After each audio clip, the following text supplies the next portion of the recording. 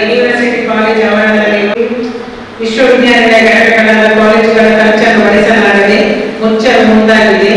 ಅಧ್ಯಾಪಕರು ಸಿಬ್ಬಂದಿಗಳಿಗೆ ವೇತನ, ಕಟ್ಟಡ ಬಾಡಿಗೆ ಪಾವತಿಸಲು ಅಸಾಧ್ಯವಾಗಿದೆ. ಸಂದರ್ಭಗಳಲ್ಲಿ ಮುಚ್ಚುಗಡೆಯಾಗುವ ಸಂಭವವಿದೆ. ಆದುದರಿಂದ ಸಾರ್ವಜನಿಕ ಹಾಗೂ ಮಕ್ಕಳ ಹಿತದೃಷ್ಟಿಯಿಂದ 4 ಪದವಿ ಕಾಲೇಜುಗಳನ್ನು ರಾಜ್ಯ ಸರ್ಕಾರದ ಉನ್ನತ ಇಲಾಖೆಯ ಮೂಲಕ ನಡೆಸುವರೆ ಕ್ರಮ ಕೈಗೊಳ್ಳಬೇಕೆಂದು ಸರ್ಕಾರಕ್ಕೆ ಪತ್ರಿಸಲು ನಿರ್ಣಯಿಸಲಾಗಿದೆ. ಈ ಬಗ್ಗೆ ನಾವು ಅವರು ಯಾರು ಅರ್ಜಿ ಕೊಟ್ಟಿದ್ದಾರೆ ಅವರಿಗೆ ಪತ್ರ ಮಾಡಿ ನಾವು ಕೊಟ್ಟಿದ್ದೇವೆ. ಮುಂದಿನ ಕ್ರಮ ಮಾಡಿದ್ದೇವೆ. ನಗರಸಭೆಯ ಮುಕ್ತಾಯ ಗ್ರಾಮ ಪಂಚಾಯತ್ ಜಮೀನು ಮತ್ತು ಖರ್ಚಿನ ವಿವರವನ್ನು ಮಂಡಿಸಿ. ಹರೇಕರ ಗ್ರಾಮ ಪಂಚಾಯತ್ ವಿದ್ಯುತ್ ಬಿಲ್ ಪಾವತಿ 9,731,857. ಸಿಬ್ಬಂದಿ ಪ್ರಯಾಣ ವೆಚ್ಚ 9,425. ಘನತ್ಯಾಜ್ಯ ಘಟಕದ ಸಿಬ್ಬಂದಿ ವೇತನ 2,70,000. ಸಿಬ್ಬಂದಿ ವೇತನಕ್ಕೆ ವರ್ಗಾವಣೆ 1,85,000. ಮೊಹಮ್ಮದ್ ಸಾದಿಕ್ ನ್ಯಾಯಾಲಯದ ಆದೇಶದಂತೆ 50% ಪಾವತಿ 1 ಲಕ್ಷ. ಸರ್ಕಾರಿ ಪ್ರೌಢಶಾಲೆ ನೀವು ಪಡೆದಿದ್ದ ಶೌಚಾಲಯ ರಚನೆ ಬಗ್ಗೆ 6,40,803. ಕಚೇರಿ ಉಪಯೋಗದ ಬಗ್ಗೆ ಸ್ಟೇಷನರಿ ಖರೀದಿ 17,181. ಲೆಕ್ಕಪತ್ರ ನಿರ್ವಹಣೆ ಬಗ್ಗೆ 2,000. 23-24 ಸಾಲಿನ ಲೆಕ್ಕಪತ್ರ ನಿರ್ವಹಣೆ CA ಅವರಿಗೆ ಪಾವತಿ 35,900. ಘಟಕ ಬಳಿ JCB ಮೂಲಕ ಗುಂಡಿ ತೆಗೆದು ಸಮತಟ್ಟು ಮಾಡಿದ ಬಗ್ಗೆ 5,200. ಸದಸ್ಯರ ಸಭಾಭತ್ಯೆ 33,000. ಮಲಾರ್ ನಿವೇಶನದ ಬಗ್ಗೆ ನಗರಾಭಿವೃದ್ಧಿ ಪ್ರಾಧಿಕಾರಕ್ಕೆ ಪಾವತಿಸಿದ ಪರಿಶೀಲನಾ ವೆಚ್ಚ 34,850. ಗ್ರಾಮ ಪಂಚಾಯತ್ ಕಚೇರಿಗೆ ಕುಡಿಯುವ ನೀರಿನ ಹೊಸ ಮೋಟಾರ್ ಖರೀದಿ 11,180. ಪಂಚಾಯತ್ ಅಭಿವೃದ್ಧಿ ಅಧಿಕಾರಿ ಹಾಗೂ ಕಾರ್ಯದರ್ಶಿ ಅವರ ಪೆಟ್ರೋಲ್ ಬಿಲ್ 9,480. 24-25ನೇ ಸಾಲಿನ ತೆರಿಗೆ ವಸೂಲಾತಿಯಲ್ಲಿ ಕಟ್ಟಡ ತೆರಿಗೆ ಬಾಬ್ತು ಭಿಕ್ಷುಕರ ಕರ ಪಾವತಿ 43,301. 23-24ನೇ ಸಾಲಿನ ವಸೂಲಾತಿಯ ಗ್ರಂಥಾಲಯ ಕರ ಪಾವತಿ 57,494. ಕಟ್ಟಡ ಪರವಾನಗಿ ಶುಲ್ಕ ಎಂದು ಕಾರ್ಮಿಕ ನಿಧಿ ಸರ್ಕಾರಕ್ಕೆ ಪಾವತಿ 50,612. ಘನತ್ಯಾಜ್ಯ ಘಟಕದ ವಿದ್ಯುತ್ ಮೀಟರ್ ರಿಪೇರಿ ಮತ್ತು ವೈರಿಂಗ್ ಹಾಕಿದ ಬಗ್ಗೆ 5,321. ಕುಡಿಯುವ ನೀರು ತ್ಯಾಜ್ಯದ ನೀರು ವಸೂಲಿ ಬಗ್ಗೆ ವೇತನ 1,20,000.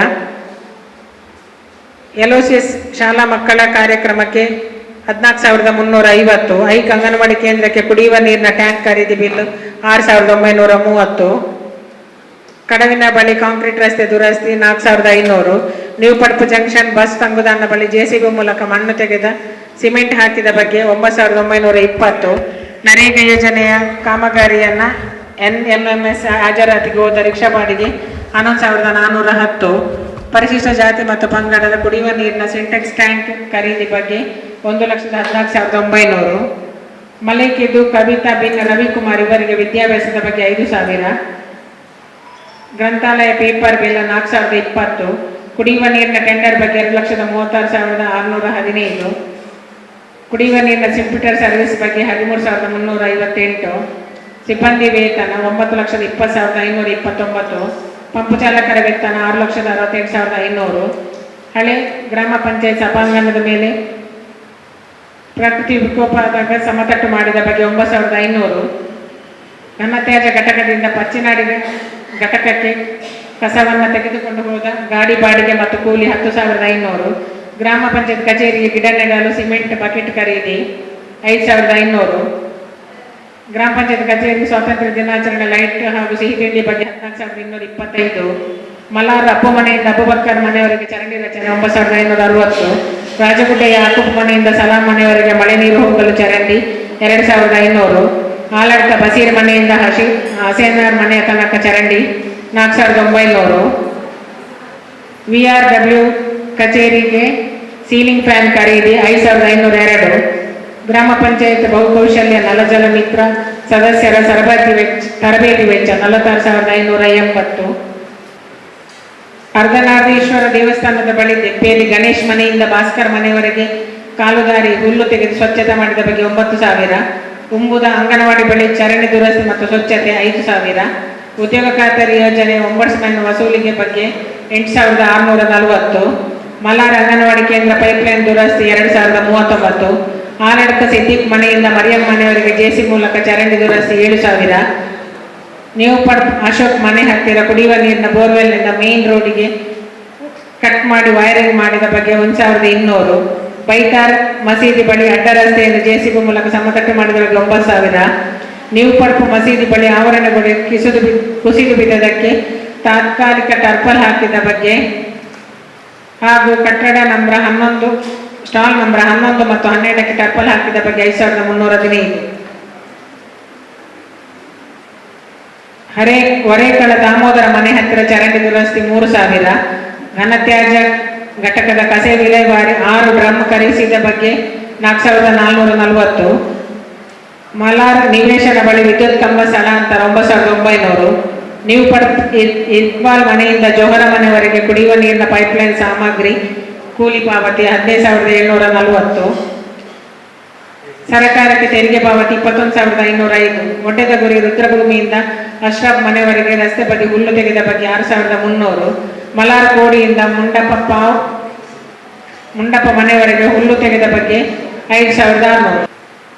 15ನೇ ಹಣಕಾಸು ಯೋಜನೆಯ ಕಾಮಗಾರಿ. ಹರೇಕಳ ಗ್ರಾಮ ಪಂಚಾಯತ್ ವ್ಯಾಪ್ತಿಯ ಶಾಂತಿನಗರ SC ಕಾಲೋನಿ ಬಳಿ ಚರಂಡಿ ರಚನೆ 76,304. ಹರೇಕಳ ಗ್ರಾಮದ ಶಾಂತಿನಗರ SC ಕಾಲೋನಿಗೆ ತಡೆಗೋಡೆ 89,315. ಹರೇಕಳ ಗ್ರಾಮ ಪಂಚಾಯತ್ ವ್ಯಾಪ್ತಿಯಲ್ಲಿ ಬೀದಿ ದೀಪ ಸೋಲಾರ್ ಅಳವಡಿಕೆ 2,06,150. ಹರೇಕಳ ಗ್ರಾಮದ ಆಲಡ್ಕ ಬಶೀರ್ ಮನೆ ಬಳಿ ಚರಂಡಿ ರಚನೆ 49,317. ಆಲಡ್ಕ ಯಂಗ್ಮನ್ ಅಸೋಸಿಯೇಷನ್ ಬಳಿ ಹೈಮಾಸ್ಕ್ ದೀಪ ಅಳವಡಿಕೆ 99,207. ಗೋಳಿದ ಪಡ್ಪು ಎಂಬಲ್ಲಿ ಘನತ್ಯಾಜ್ಯ ಘಟಕದ ಕಟ್ಟಡ ಅಭಿವೃದ್ಧಿ 1,47,289. ಹರೇಕಳ ಗ್ರಾಮ ಬೈತಾರು ಹೊಸ ರಸ್ತೆಗೆ ತಡೆಗೋಡೆ 1,01,524. ಮೇಗಿನ ಕೊಲ್ಕೆ ಸಿಪ್ರಿಯ ಮನೆ ಹತ್ತಿರ ಸಾರ್ವಜನಿಕ ತೋಡಿಗೆ ಮೋರಿ ರಚನೆ 34,532. ಕೊಜಪಾಡಿ ಸೈಟ್ ಉಮ್ಮರಪ್ಪ ಮನೆ ಹತ್ತಿರ ಮೆಟ್ಟಿಲು ರಚನೆ 97,682. ಕೊಜಪಾಡಿ ಮಸೀದಿ ಎದುರುಗಡೆ ಹೈಮಾಸ್ಕ್ ಬೀದಿ ದೀಪ ಅಳವಡಿಕೆ 99,208. ಬೈತಾರ್ ರಸ್ತೆ ಬದಿ ತಡೆಗೋಡೆ ರಚನೆ 76,071. ಆಲಡ್ಕ ಅಬ್ದುಲ್ ಮನೆ ಹತ್ತಿರ ಚರಂಡಿ ರಚನೆ 64,080. ಕಿಸಾನ್ ನಗರ್ ಎಂಬಲ್ಲಿ ಕೊಳವೆಬಾವಿ 1,19,619. ನಾಗಮೂಲೆ ಪರಿಶಿಷ್ಟ ಜಾತಿ ಮೋಹಿನಿ ಮನೆ ಹತ್ತಿರ ಸೋಲಾರ್ ದೀಪ ಅಳವಡಿಕೆ 34,100. ಕಿಸಾನ್ ನಗರ ಹ್ಯಾರಿಸ್ ಮನೆ ಹತ್ತಿರ ಸೋಲಾರ್ ದೀಪ ಅಳವಡಿಕೆ 30,000. ಆಲಡ್ಕ ಪರಿಶಿಷ್ಟ ಜಾತಿ ಬಾಬು ಮನೆ ಬಳಿ ಸೋಲಾರ್ ಅಳವಡಿಕೆ 1,00,000. ಶಾಂತಿನಗರ ಪರಿಶಿಷ್ಟ ಜಾತಿ ಕಾಲೋನಿಯಲ್ಲಿ ಸೋಲಾರ್ ಹೈಮಾಸ್ಕ್ ದೀಪ ಅಳವಡಿಕೆ 1,00,000. ಹರೇಕಳ ಗ್ರಾಮದ ಘನತ್ಯಾಜ್ಯ ಘಟಕ ಬಳಿ ಸೋಲಾರ್ ದೀಪ ಅಳವಡಿಕೆ 34,100. ಹರೇಕಳ ಗ್ರಾಮದ ಕಡಂಜದೋಟ ಸುಜಿತ್ ಮನೆ ಬಳಿ ಸೋಲಾರ್ ಅಳವಡಿಕೆ 30,000. ಹರೇಕಳ ಕಿಸಾನ್ ನಗರ ಅಡ್ಡ ರಸ್ತೆಗೆ 3 ಸೋಲಾರ್ ದೀಪ ಅಳವಡಿಕೆ 1,02,300. ಮಲಾರ್ ಕೋಡಿ ರಹೀಂ ಮನೆ ಬಳಿ ಸೋಲಾರ್ ದೀಪ ಅಳವಡಿಕೆ 34,100. ಉಂಬುದ ರಫೀಕ್ ಮನೆ ಹತ್ತಿರ ಸಾರ್ವಜನಿಕ ರಸ್ತೆಗೆ ಸೋಲಾರ್ 34,100. ದೇರಿಕಟ್ಟೆ ಪಳ್ಳಿಯಪ್ಪ ಮನೆ ಬಳಿ ಸಾರ್ವಜನಿಕ ರಸ್ತೆಗೆ ಸೋಲಾರ್ ದೀಪ ಅಳವಡಿಕೆ 34,100. ಕೊಜಪಾಡಿ ಸಾರ್ವಜನಿಕ ರಸ್ತೆಗೆ ಸೋಲಾರ್ ಅಳವಡಿಕೆ 34,100. ಮಲಾರ್ ಅಹಮದ್ ಶಾಕೀರ್ ಮನೆ ಬಳಿ ಸೋಲಾರ್ ಅಳವಡಿಕೆ 30,000. ಕೊರಪಾದೆ ಸಾರ್ವಜನಿಕ ರಸ್ತೆಗೆ ಸೋಲಾರ್ ಅಳವಡಿಕೆ 34,100. ಬೈತಾರ್ ಮೋಹನಕ್ಕ ಮನೆ ಬಳಿ ಸಾರ್ವಜನಿಕ ರಸ್ತೆಗೆ ಸೋಲಾರ್ ಅಳವಡಿಕೆ 34,100. ಆಲಡ್ಕ ಸಾರ್ವಜನಿಕ ರಸ್ತೆಗೆ 3 ಸೋಲಾರ್ ದೀಪ ಅಳವಡಿಕೆ 1,02,300. ಕಂಡಿಲ ಸಾರ್ವಜನಿಕ ರಸ್ತೆಗೆ 2 ಸೋಲಾರ್ ದೀಪ ಅಳವಡಿಕೆ 68,200. ಒಡ್ಡೆದಗುರಿ ಪರಿಶಿಷ್ಟ ಪಂಗಡ ಕಾಲೋನಿಯ ರಸ್ತೆಗೆ ಸೋಲಾರ್ ಲೈಟ್ ಅಳವಡಿಕೆ 68,200. ಮಲಾರ್ ಬೋರ್ವೆಲ್ ರಚನೆ 1,49,610. ಒಡ್ಡೆದಗುರಿ ಪರಿಶಿಷ್ಟ ಪಂಗಡ ಕಾಲೋನಿ ರಸ್ತೆ ಕಾಂಕ್ರೀಟೀಕರಣ 59,999. ಕಿಸಾನ್ ನಗರ್ ಅಬ್ಬೋನ್ ಮನೆ ಬಳಿ ಚರಂಡಿ ರಚನೆ 99,577. ಹರೇಕಳ ಗ್ರಾಮದ ಮನೆ ಬಳಿ ಹೈಮಾಸ್ಕ್ ಬೀದಿ ದೀಪ ಅಳವಡಿಕೆ 99,207. ಹರೇಕಳ ಗ್ರಾಮದ ಒಡ್ಡೆದಗುರಿಯಲ್ಲಿ ಮೋರಿ ರಚನೆ 99,070. ಫರೀದ್ ನಗರ ರಿಫಾಯಿಮ ಜುಮ್ಮಾ ಮಸೀದಿ ಎದುರುಗಡೆ ಚರಂಡಿಗೆ ಕಾಂಕ್ರೀಟ್ ಚಪ್ಪಡಿ ಅಳವಡಿಕೆ 49,520. ದೆಪ್ಪೇಲಿ ಅಂಗನವಾಡಿಗೆ ಇಂಟರ್ಲಾಕ್ ಮತ್ತು ಕಾಂಪೌಂಡ್ ರಚನೆ 1,54,014. ಹರೇಕಳ ಗ್ರಾಮದ ನಾಗಮೂಲೆ ಶಾಂತಿನಗರ ಕಾಲೋನಿಯ ಕುಡಿಯುವ ನೀರಿನ ಮೆಸ್ಕಾಂ ಬಿಲ್ ಪಾವತಿ 1,00,000. ಪರಿಶಿಷ್ಟ ಜಾತಿ ಕಾಲೋನಿಯ ಕುಡಿಯುವ ನೀರಿನ ಬಿಲ್ ಪಾವತಿ 60,000. ಕುಡಿಯುವ ನೀರಿನ ಬಿಲ್ ಪಾವತಿ ಪುನಃ 1,50,000. ನಾಗಮೂಲೆ ಶಾಂತಿನಗರ SC ಕಾಲೋನಿಯ ಕುಡಿಯುವ ನೀರು ಸರಬರಾಜು ಮೋಟಾರ್ ರಿಪೇರಿ 28,698. ಹರೇಕಳ ಗ್ರಾಮದ ಒಡ್ಡೆದಗುರಿ ಪರಿಶಿಷ್ಟ ಪಂಗಡ ಕಾಲೋನಿಯ ಕುಡಿಯುವ ನೀರಿನ ಮೋಟಾರ್ ದುರಸ್ತಿ 37,717. ಹರೇಕಳ ಗ್ರಾಮಕ್ಕೆ ನೀರು ಸರಬರಾಜು ಮಾಡುವ ಬೋರ್ವೆಲ್ಗಳ ಮೋಟಾರ್ ದುರಸ್ತಿ ಮತ್ತು ನಿರ್ವಹಣೆ ಬಗ್ಗೆ 2 ಲಕ್ಷ. ಪರಿಶಿಷ್ಟ ಜಾತಿ ನಾಗಮೂಲೆ ಮತ್ತು ಶಾಂತಿನಗರ ಕಾಲೋನಿಯ ಮೋಟಾರ್ ದುರಸ್ತಿ 51,251. ಹರೇಕಳ ಗ್ರಾಮದ ಬಾವಲಿಗುರಿ ಪರಿಶಿಷ್ಟ ಜಾತಿ ಕಮಲಾಕ್ಷಿ ಮನೆ ಬಳಿ ಸೋಲಾರ್ ಲೈಟ್ ಅಳವಡಿಕೆ 1 ಲಕ್ಷ. ನ್ಯೂ ಪಡ್ಪು ಉಮಾರಪ್ಪ ಮನೆ ಬಳಿ ಚರಂಡಿ ರಚನೆ 99,508. ನ್ಯೂ ಪಡ್ಪು ಇಸ್ಮಾಯಿಲ್ ಮನೆ ಹತ್ತಿರ ಮೆಟ್ಟಿಲು ರಚನೆ 98,334. ಆಲಡಕ ಕುಡಿಯುವ ನೀರಿನ ಪಂಪ್ ಖರೀದಿ 59,983. ದಿನಾಂಕ 8/8/25 ಜರುಗಿದ ವಾರ್ಡ್ ಸಭೆಯ ನಡವಳಿ 1 ಮತ್ತು 2ನೇ ವಾರ್ಡ್. ಕಡವಿನ ಬಳಿಯಿಂದ ರಾಜಗುಡ್ಡೆವರೆಗೆ ಸೋಲಾರ್ ಲೈಟ್ ಹಾಳಾಗಿದ್ದು ಸದ್ಯ ಲೈಟನ್ನು ತೆಗೆದು ಕಂಬ ಹಾಕಿ ಹೊಸ ಲೈಟ್ ಹಾಕುವಂತೆ ಸಾರ್ವಜನಿಕರು ಮನವಿ ನೀಡಿದ್ದರು. ಮತ್ತೆ JGMನಲ್ಲಿ ನಿರ್ಮಿಸಿದ ರಾಜಗುಡ್ಡೆ ನೀರಿನ ಟ್ಯಾಂಕ್ ಸೋರಿಕೆ ಬಗ್ಗೆ ಆ ಪ್ರದೇಶದ ಗ್ರಾಮಸ್ಥರು ಅಧ್ಯಕ್ಷರ ಬಳಿ ತಿಳಿಸಿದರು. ಇದಕ್ಕೆ ಅಧ್ಯಕ್ಷರು ಸೂಕ್ತ ಕ್ರಮ ಕೈಗೊಳ್ಳುವುದು ನಿರ್ಣಯಿಸಲಾಯಿತು. ಅದು ಬಹುಶಃ ಇವತ್ತು ಅಲ್ಲಿ ಕೆಲಸಕ್ಕೆ ಜನ ಹೋಗಿದ್ದಾರೆ. JGMನಲ್ಲಿ ನಿರ್ಮಿಸಿದ ರಾಜಗುಡ್ಡೆ ನೀರಿನ ಟ್ಯಾಂಕಿಗೆ ಗೇಟ್ ಅಳವಡಿಸುವಂತೆ ತಿಳಿಸಿದರು. ಈ ಬಗ್ಗೆ ಗುತ್ತಿಗೆದಾರರಲ್ಲಿ ಮಾತನಾಡಿ ಕೂಡಲೇ ಕೆಲಸ ನಿರ್ವಹಿಸುವಂತೆ ತಿಳಿಸಲಾಗಿದೆ. ಹರೇಕಳ ಗ್ರಾಮ ಪಂಚಾಯತ್ ವ್ಯಾಪ್ತಿಯ ರಾಜಗುಡ್ಡೆ ಪ್ರದೇಶಕ್ಕೆ ಬಸ್ ನಂಬರ್ 55 ಸಾತ್ಕೋ ಹಾಗೂ ಸರ್ಕಾರಿ ಬಸ್ ಸರಿಯಾಗಿ ಸಂಜೆ 4 ಗಂಟೆಯಿಂದ ಆ ಪ್ರದೇಶಕ್ಕೆ ಬರುತ್ತಿಲ್ಲ ಎಂದು ಗ್ರಾಮಸ್ಥರು ತಿಳಿಸಿದರು. ಈ ಬಗ್ಗೆ ನಾವು ವಾಟ್ಸಪ್ ಅದೇ ಹೇಳಿದ್ದೇವೆ. ರಾಜಗುಡ್ಡೆ ಶಾಲೆಗೆ ದುಷ್ಕರ್ಮಿಗಳಿಂದ ಹಾನಿಯಾಗುವ ಸಂದರ್ಭ CC ಕ್ಯಾಮೆರಾ ಹಾಕುವಂತೆ ಮನವಿ ಮಾಡಿದರು.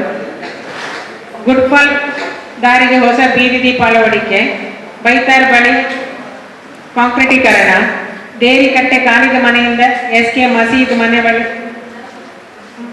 ಮಸೀದ್ ಬಳಿವರೆಗೆ ಚರಂಡಿ ರಚನೆ, ರಾಜಗುಡ್ಡೆ ಹಮೀದ್ ಮನೆ ಬಳಿಯಿಂದ ಪನ ಬಳಿ ಆಮಿನ ಮನೆಯವರೆಗೆ ಚರಂಡಿ ರಚನೆ, ಉಮ್ಮುದ ಅಬ್ದುಲ್ ರೆಹಮಾನ್ ಮನೆ ಹಿಂಬದಿಯಿಂದ ಪ್ರಕೃತಿ ವಿಕೋಪದಿಂದ ಗುಡ್ಡ ಜರಿದು ಮಣ್ಣು ಬಿದ್ದಿರುವುದನ್ನು ತೆರವುಗೊಳಿಸುವಂತೆ ಮನವಿ ಮಾಡಿದರು.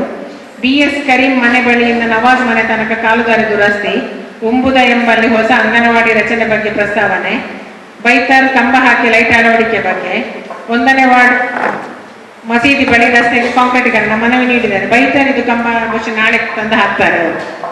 ಮತ್ತೆ ಗುಡ್ಫಾಲಿಗೆ ಉಪಾಧ್ಯಕ್ಷ ಅಲ್ಲಿ ಕೊಳ್ಕೆಯಲ್ಲಿ ಕಂಬ ಉಂಟಂತೆ ಅದನ್ನು ಕೊಂಡೋಗಿ ಹಾಕಲಿಕ್ಕೆ ಹೇಳಿದ್ದಾರೆ ಉಪಾಧ್ಯಕ್ಷ. ಧನ್ಯವಾದಗಳು ಮೇಡಮ್. ಈಗ ವಿವಿಧ ಇಲಾಖೆಯವರು ಮಾಹಿತಿಯನ್ನು ಹಂಚಿಕೊಳ್ತಾರೆ. ಇವೆರಡು ವಿಷಯಗಳಲ್ಲಿ ಜಮಾಯಿ ಖರ್ಚು ಮತ್ತು ಜೊತೆಗೆ ವಾರ್ಡ್ ಸಭಾ ನಡವಳಿಕೆಗಳಲ್ಲಿ ಏನಾದರೂ ಆಕ್ಷೇಪಣೆಗಳಿದ್ದರೆ ವ್ಯಕ್ತಪಡಿಸಬೇಕು.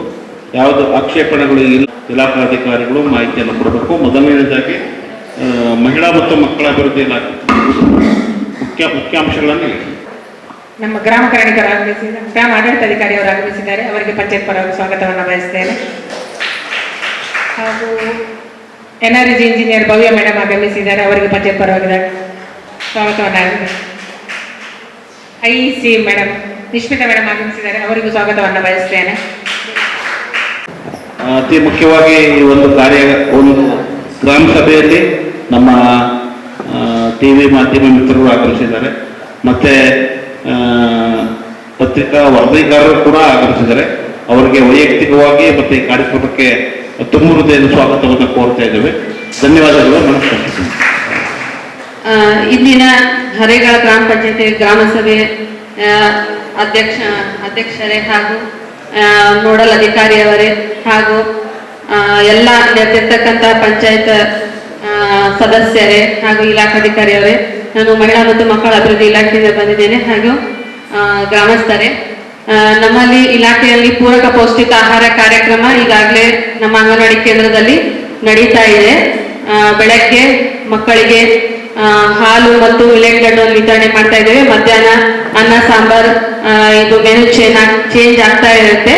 ಈಗ ಅನ್ನ ಸಾಂಬಾರನ್ನ ವಿತರಣೆ ಮಾಡ್ತಾ ಇದ್ದೇವೆ. ಹಾಗೂ ವಾರದಲ್ಲಿ 2 ದಿವಸ ಮೊಟ್ಟೆಯನ್ನ ವಿತರಣೆ ಮಾಡ್ತಾ ಇದ್ದೇವೆ. ಅದೇ ರೀತಿ ಮಾತೃ ವಂದನಾ ಯೋಜನೆ ಅಂತ ಹೇಳಿ ನಮ್ಮ ಒಂದು ಸರ್ಕಾರದ ಒಂದು ಯೋಜನೆಯಲ್ಲಿ ಮಾತೃ ವಂದನಾ ಯೋಜನೆಯಲ್ಲಿ ಮೊದಲನೇ ಗರ್ಭಿಣಿ ಯಾರಿದ್ದಾರೆ ಅವರಿಗೆ ಇಲಾಖೆ ವತಿಯಿಂದ ಅದೇನು ಅವರ ಒಂದು ದಾಖಲೆಗಳನ್ನು ಸಮರ್ಪಕವಾಗಿ ಅಂಗನವಾಡಿ ಕೇಂದ್ರದಲ್ಲಿ ಅವರು ಸಲ್ಲಿಸಬೇಕು. ಅದನ್ನು ಆನ್ಲೈನ್ ಮುಖಾಂತರ ಅವರು ಎಂಟ್ರಿ ಮಾಡ್ತಾರೆ ಅಂಗನವಾಡಿ ಕೇಂದ್ರದಲ್ಲಿ.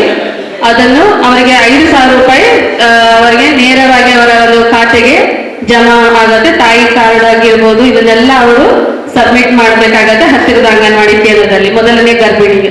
ಮತ್ತೆ 2ನೇ ಹೆಣ್ಣು ಮಗು ಯಾರಿಗೆ ಹುಟ್ಟುತ್ತೆ ಅವರಿಗೂ ಸಹ ಈ ಒಂದು ಸೌಲಭ್ಯ ಸಿಗುವಂಥದ್ದು. 3.5 ತಿಂಗಳ ಇಂಜೆಕ್ಷನ್ ಅನ್ನ ಮಗುವಿಗೆ ಆಗಿರ್ಬೇಕು. ಎಲ್ಲ ಇಂಜೆಕ್ಷನ್ ಅನ್ನ ಪಡ್ಕೊಂಡು ಎಲ್ಲ ದಾಖಲೆಗಳನ್ನ ಸೇಮ್ ಅದೇ ರೀತಿ ಮೊಬೈಲ್ ನಲ್ಲಿ ಎಂಟ್ರಿ ಮಾಡಿದಾಗ ಅವರಿಗೆ 6,000 ರೂಪಾಯಿ ನೇರವಾಗಿ ಅವರಿಗೆ ಖಾತೆಗೆ ಜಮಾ ಮಾಡಲಾಗುತ್ತೆ.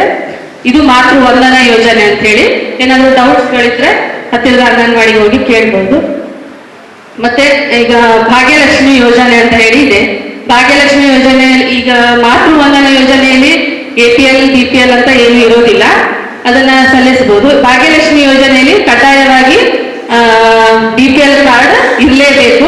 2 ಹೆಣ್ಣು ಮಕ್ಕಳಿಗೆ ಮಾತ್ರ ಇದು ಸೌಲಭ್ಯ ಸಿಗುವಂತದ್ದು. ಹೆಣ್ಣು ಮಕ್ಕಳು, ಮೊದಲನೇ ಹೆಣ್ಣು ಮಗು, 2ನೇ ಹೆಣ್ಣು ಮಕ್ಕಳು ಮಾತ್ರ ಈ ಸೌಲಭ್ಯ ಸಿಗುವಂತದ್ದು.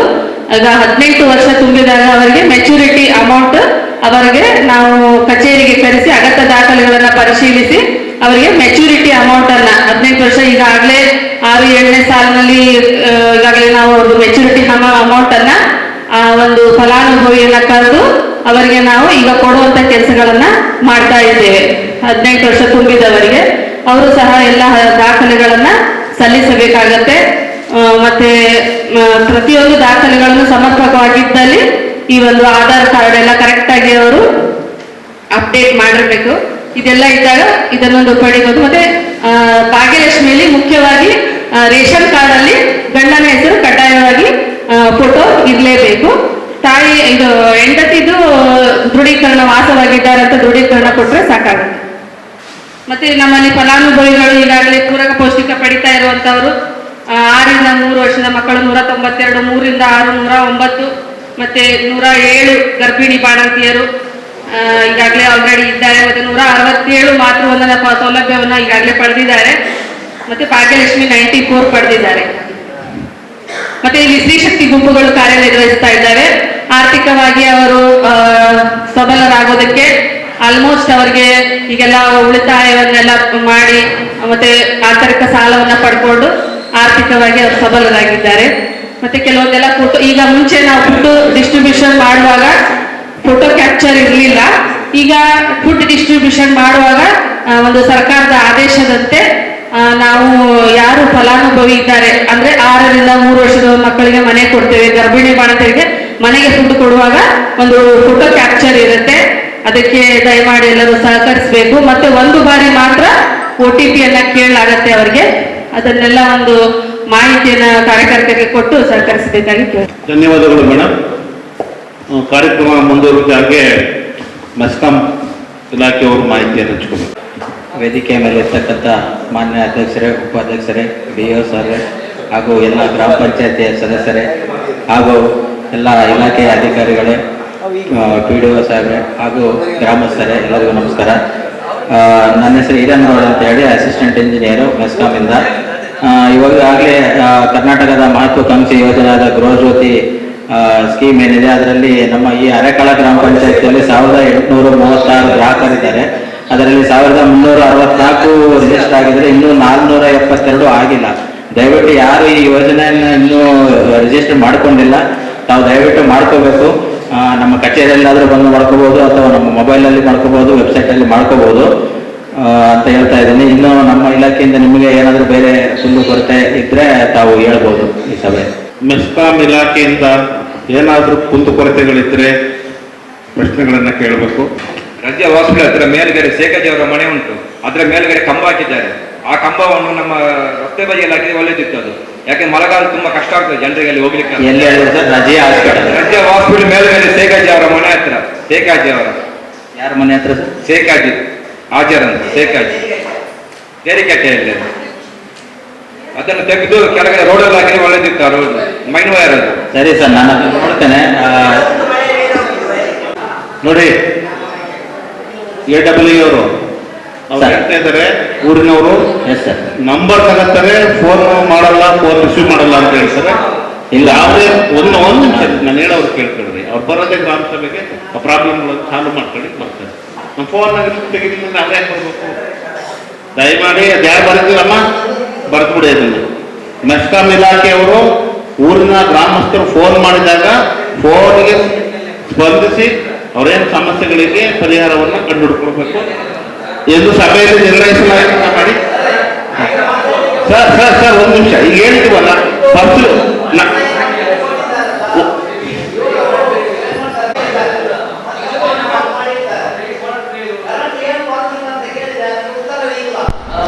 ನಮಗೆ ಫೀಸ್ಗೆ ನಾವು ಕಟ್ಟಲಿಕ್ಕೆ ಬಾಕಿ ಇದ್ರೆ ಒಂದು ತಿಂಗಳ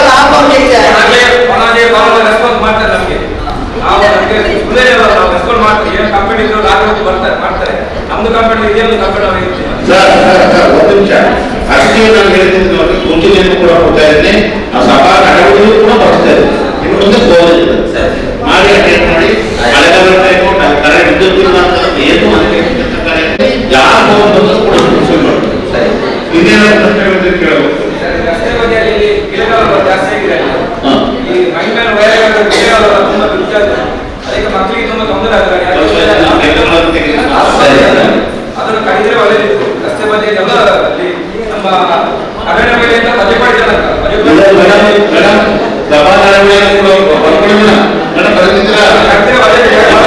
ಗಿಡಗಳು ಜಾಸ್ತಿ ಆಗ್ತಾ ಇದೆ ವಿದ್ಯುತ್ ಚರ್ಚೆಗಳಿಗೆ ಏನಾದರೂ ಅರ್ಥಮೊಬ್ಬಗಳ ತಗೊಳ್ತಾ ಇದ್ರೆ ತೆರವು ಮಾಡ್ತೀವಿ. ಓಕೆ, ನೆಕ್ಸ್ಟ್ ತೋಟಗಾರಿಕೆ ಇಲಾಖೆ.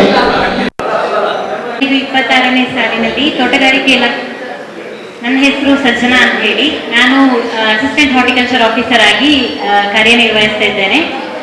ಈ ಮಂಗಳೂರು ಬಿ ಹೋಬಳಿ ಏನುಂಟು ಅದನ್ನು ಹೆಚ್ಚುವರಿಯಾಗಿ ಪ್ರಭಾರಿ ಕಾರ್ಯವನ್ನು ನಿರ್ವಹಿಸ್ತಾ ಇದ್ದೇನೆ. 2025-26ನೇ ಸಾಲಿನಲ್ಲಿ ತೋಟಗಾರಿಕೆ ಇಲಾಖೆಯಿಂದ ಯಾವುದೆಲ್ಲ ರೈತರಿಗೆ ಸೌಲಭ್ಯಗಳುಂಟು ಅದರ ಬಗ್ಗೆ ನಾನು ಮಾಹಿತಿಯನ್ನು ನೀಡಲಿಕ್ಕೆ ಇಷ್ಟಪಡ್ತೇನೆ. ಮೊದಲನೇದಾಗಿ ರೈತರು ತಮ್ಮ ತೋಟಕ್ಕೆ ಸ್ಪ್ರಿಂಕ್ಲರ್ ಅಥವಾ ಡ್ರಿಪ್ ಸಿಸ್ಟಮ್ ಅನ್ನು ಏನಾದರೂ ಹಾಕುವುದಾದ್ರೆ ಅದಕ್ಕೆ 75% ಸಹಾಯಧನವನ್ನ ನೀಡ್ತಾ ಇದ್ದೇವೆ. ಮತ್ತೆ ಪರಾಗಸ್ಪರ್ಶ ಕ್ರಿಯೆಗೆ ಅನುಕೂಲ ಆಗುವಂತೆ ಜೇನು ಪೆಟ್ಟಿಗೆಗಳನ್ನೇನಾದ್ರೂ ತಮ್ಮ ತೋಟದಲ್ಲಿ ಇಡ್ಬೇಕಂತ ಇತ್ತಂತಂದ್ರೆ ಜೇನು ಪೆಟ್ಟಿಗೆಗಳನ್ನ ನೀವೇ ಪರ್ಚೇಸ್ ಮಾಡಿ ಬಿಲ್ ಅನ್ನು ನಮ್ಮ ಇಲಾಖೆಗೆ ಅರ್ಜಿಯೊಂದಿಗೆ ಸಲ್ಲಿಸಬೇಕು. ಅದಕ್ಕೆ ಸಾಮಾನ್ಯ ವರ್ಗದ ರೈತರಿಗೆ 75%, ಪರಿಶಿಷ್ಟ ಜಾತಿ ಮತ್ತೆ ಪಂಗಡದವರಿಗೆ 90% ಅಷ್ಟು ಸಹಾಯಧನವನ್ನ ನೀಡ್ತೇವೆ.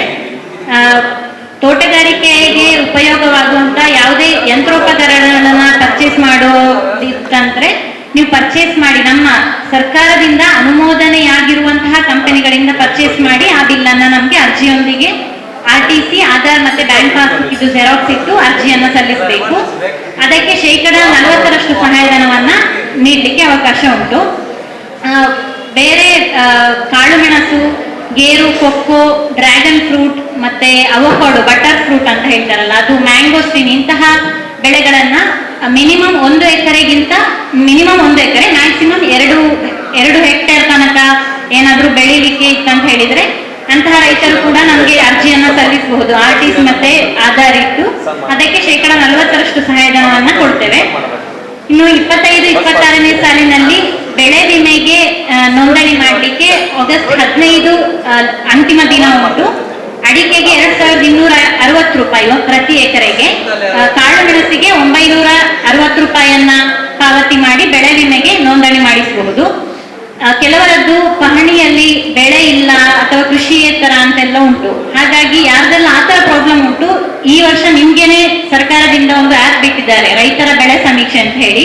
ನೀವು ಅದರ ಮೂಲಕ ನಿಮ್ಮ ತೋಟದಲ್ಲಿ ಯಾವ್ದು ಅಡಿಕೆ ಇದ್ರೆ ಅಡಿಕೆ, ಕರಿಮೆಣಸು, ತೆಂಗು ಯಾವ ಬೆಳೆ ಉಂಟು ಅದನ್ನ ನೀವೇ ಅದರ ಫೋಟೋ ತೆಗೆದು ಅಪ್ಲೋಡ್ ಮಾಡಬಹುದು. ಆಗ ಈ ಕೃಷಿಯೇತರ ಪಾಳು ಆ ಪ್ರಾಬ್ಲಮ್ ಬರುವುದಿಲ್ಲ. ನಿಮ್ಮ RTC ಯಲ್ಲಿ ಬೆಳೆ ಇದ್ರೂ ಕೂಡ ಕೃಷಿಯೇತರ ಪಾಳು ಅಂತ ಮಾಡುವಂತದ್ದು ಆ ಪ್ರಾಬ್ಲಮ್ ಬರುವುದಿಲ್ಲ. ತೋಟಗಾರಿಕೆ ಇಲಾಖೆಯಿಂದ ಬೇರೆ ಏನಾದ್ರೂ ಮಾಹಿತಿ ಬೇಕಿದ್ರೆ ಕೇಳ್ಬೋದು. ಮುಂದುವರೆದ ಹಾಗೆ ನಮ್ಮ ಕಂದಾಯ ಇಲಾಖೆಯವರು ಮಾಹಿತಿಯನ್ನು ಹಂಚ್ಕೋಬೇಕು ಅಂತ ಕೇಳ್ಕೊತಾ ಇದ್ದೆ. ಎಲ್ರಿಗೂ ನಮಸ್ಕಾರ. ನಾನು ಅರೇಕಳ ಗ್ರಾಮದ ಗ್ರಾಮಾಡಳಿತ ಅಧಿಕಾರಿಯಾಗಿ ಕರ್ತವ್ಯ ನಿರ್ವಹಿಸಿದ್ದೇನೆ. ನಮ್ಮ ಕಂದಾಯ ಇಲಾಖೆಯಲ್ಲಿ ಸಿಗುವಂತಹ ಮಾಹಿತಿ ನಿಮ್ಮೊಂದೇ ಇಟ್ಲಿಕ್ಕಿದ್ದೇನೆ. ಪ್ರೆಸೆಂಟ್ ಈಗ ಇರುವಂತದ್ರಲ್ಲಿ ಮಳೆಗಾಲದ ಸಮಯದಲ್ಲಿ ಮನೆ ಹಾನಿಯಾದಾಗ ಅದಕ್ಕೆ ಪರಿಹಾರ ಅದು ಯಾವ ರೀತಿ ಅಂತ ಹೇಳಿದ್ರೆ 3 ವಿಧ ಇದೆ ಅದರಲ್ಲಿ. ಮೊದಲನೇದಾಗಿ ಭಾಗಶಃ ಹಾನಿ ಅಂತ ಹೇಳಿದ್ರೆ ಅದು 15 ಮಿನಿಮಮ್ 15% ಮನೆ ಹಾನಿ ಆಗಿರ್ಬೇಕು, 15ರಿಂದ 20% ವರೆಗೆ. ಆಮೇಲೆ ಭಾಗಶಃ ಹಾನಿಯಲ್ಲಿ ಇನ್ನೊಂದು ವಿಧ ಇದೆ, 20ರಿಂದ 50% ಅಂತ ಹೇಳಿ. 20% ಮೇಲ್ಪಟ್ಟು 50%ಗಿಂತ ಕೆಳಗಡೆ ಇರುವಂತದ್ದು. ಇನ್ನೊಂದು ತೀವ್ರ ಹಾನಿ ಅಂತ ಹೇಳಿ. ತೀವ್ರ ಹಾನಿ ಅಂತ ಹೇಳಿದ್ರೆ 50%ಗಿಂತ ಮೇಲ್ಪಟ್ಟು ಹಾನಿ ಆಗಿರ್ಬೇಕು, 75% ವರೆಗೆ. ಆಮೇಲೆ ಸಂಪೂರ್ಣ ಹಾನಿ 75% ಮೇಲ್ಪಟ್ಟು ಹಾನಿಯಾಗಿದ್ರೆ ಅದು ಸಂಪೂರ್ಣ ಹಾನಿ ವ್ಯಾಪ್ತಿಗೆ ಬರುವಂತದ್ದು.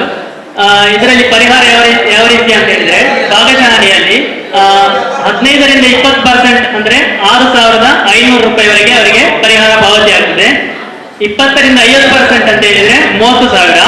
ಆಮೇಲೆ 50ರಿಂದ 75% ಒಳಗಡೆ ಇದ್ರೆ 50,000ವರೆಗೆ. ಆಮೇಲೆ ಸಂಪೂರ್ಣ ಹಾನಿ 75% ಮೇಲ್ಪಟ್ಟಿದ್ರೆ 1,20,000ವರೆಗೆ ಪರಿಹಾರ ಪಾವತಿ ಆಗುವಂಥದ್ದು. ಇದರಲ್ಲಿ ಏನಂತ ಹೇಳಿದ್ರೆ, ಮನೆ ಹಾನಿ ಅಂತ ಹೇಳಿದ್ರೆ ನೀವು ವಾಸ್ತವ್ಯ ಇರುವ ಮನೆ, ಈಗ 1 ವರ್ಷದಿಂದ ವಾಸ್ತವ್ಯ ಇಲ್ಲ ಅಂದ್ರೆ ಬೇರೆ ಕಡೆ ಬಾಡಿಗೆಯಲ್ಲಿ ನೀವು ಕೂತಿರ್ತೀರ, ನೀವು ಅಂತಹ ಮನೆಗಳಿಗೆ ರೂಲ್ಸ್ ವೈಸ್ ಪೇಮೆಂಟ್ ಆಗುದಿಲ್ಲ. ನೀವು ವಾಸ್ತವ್ಯ ಹೊಂದಿರುವ ಮನೆಗಳಿಗೆ ಮಾತ್ರ ಪರಿಹಾರ ಪಾವತಿ ಆಗುವಂಥದ್ದು.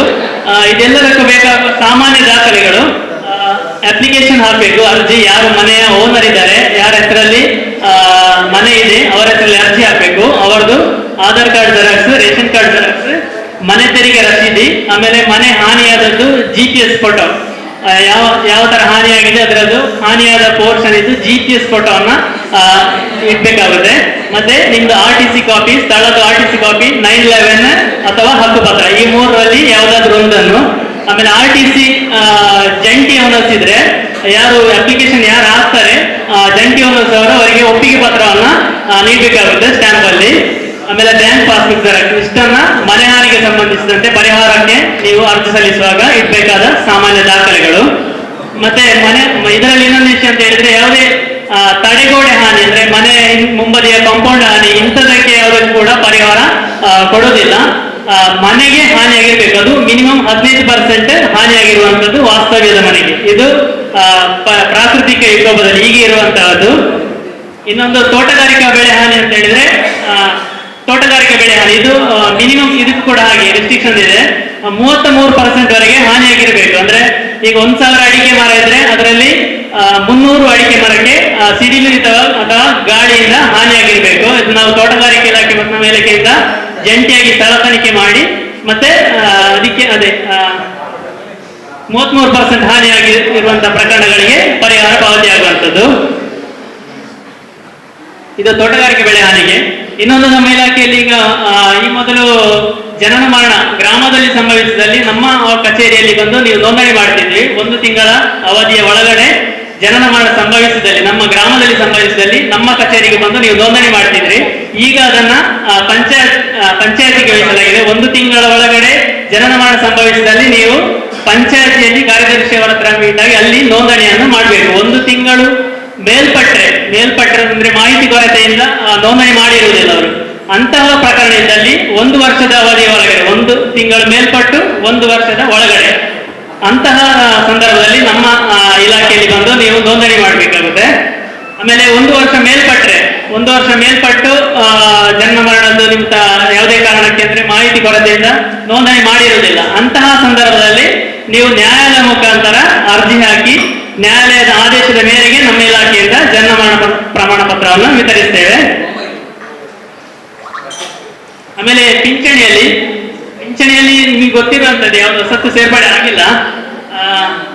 ಒಂದನೇದಾಗಿ ಸಂಧ್ಯಾ ಸುರಕ್ಷಾ ವೇತನ, ವೃದ್ಧಾಪ್ಯ ವೇತನ, ವಿಧವಾ ವೇತನ, ಅಂಗವಿಕಲ ವೇತನ, ರಾಷ್ಟ್ರೀಯ ಕುಟುಂಬ ವೇತನ, ಆಮೇಲೆ ಮನಸ್ಸಿನ ವೇತನ ಅಂತ ಹೇಳಿ. ಇದಕ್ಕೆಲ್ಲದಕ್ಕೂ ಬೇಕಾಗುವ ಸಾಮಾನ್ಯ ದಾಖಲೆ ಅಂತ ಹೇಳಿದ್ರೆ, ಅಪ್ಲಿಕೇಶನ್ ಯಾರು ಹಾಕ್ತಾರೆ ಅವ್ರದ್ದು Aadhaar card xerox, ration card xerox, ಆಮೇಲೆ ಬ್ಯಾಂಕ್ ಪಾಸ್ಬುಕ್, 3 ಫೋಟೋ, 3 ಅಥವಾ 4 ಫೋಟೋ, ಮತ್ತೆ ಅಪ್ಲಿಕೇಶನ್. ಮತ್ತೆ ರೇಷನ್ ಕಾರ್ಡ್ ಯಾವುದಾಗಿ ಎಲ್ಲದಕ್ಕೂ ಕೂಡ BPL ಕಾರ್ಡ್ ಆಗಿರಬೇಕು. APL ಪಡಿತರ ಚೀಟಿಗೆ ಯಾವುದೇ ಪಿಂಚಣಿ ಪಾವತಿ ಕೊಡುವುದಿಲ್ಲ. ಸಂಧ್ಯಾ ಸುರಕ್ಷಾ ವೇತನದಲ್ಲಿ ಏಜ್ ಲಿಮಿಟ್ ಇದೆ. 65 ವರ್ಷ ಮೇಲ್ಪಟ್ಟು ಅವ್ರದ್ದು ಏಜ್ ಆಗಿರ್ಬೇಕು.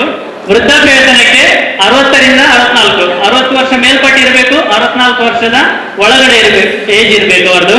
ಮತ್ತೆ ವೃದ್ಧಾಪ್ಯ ವೇತನಕ್ಕೆ ಅರ್ಜಿ ಸಲ್ಲಿಸುವಾಗ ಯಾರು ಅಪ್ಲಿಕೇಶನ್ ಹಾಕ್ತಾರೆ ಅವರ ಮಕ್ಕಳು ದುಡಿತಿದ್ರೆ, ಅಂದ್ರೆ 18 ವರ್ಷ ಮೇಲ್ಪಟ್ಟು ದುಡಿಯುವ ವ್ಯಕ್ತಿ ಆಗಿದ್ರೆ, ಕೆಲಸಕ್ಕೆ ಹೋಗುವಂತದ್ದಿದ್ರೆ, ಗಂಡು ಮಕ್ಕಳಿದ್ದಲ್ಲಿ ಅವರು ವರ್ಕ್ ಮಾಡ್ತಿದ್ರೆ ಅವರು ಎಲಿಜಿಬಲ್ ಇರೋದಿಲ್ಲ ಇದಕ್ಕೆ ವೃದ್ಧಾಪ್ಯ ವೇತನಕ್ಕೆ. ಹೆಣ್ಣು ಮಕ್ಕಳು ಇರಬೇಕು ಅವರಿಗೆ, ಇಲ್ಲದ್ರೆ ಮಕ್ಕಳು ಶಾಲೆಯಲ್ಲಿ ಕಲಿತಿರ್ಬೇಕು.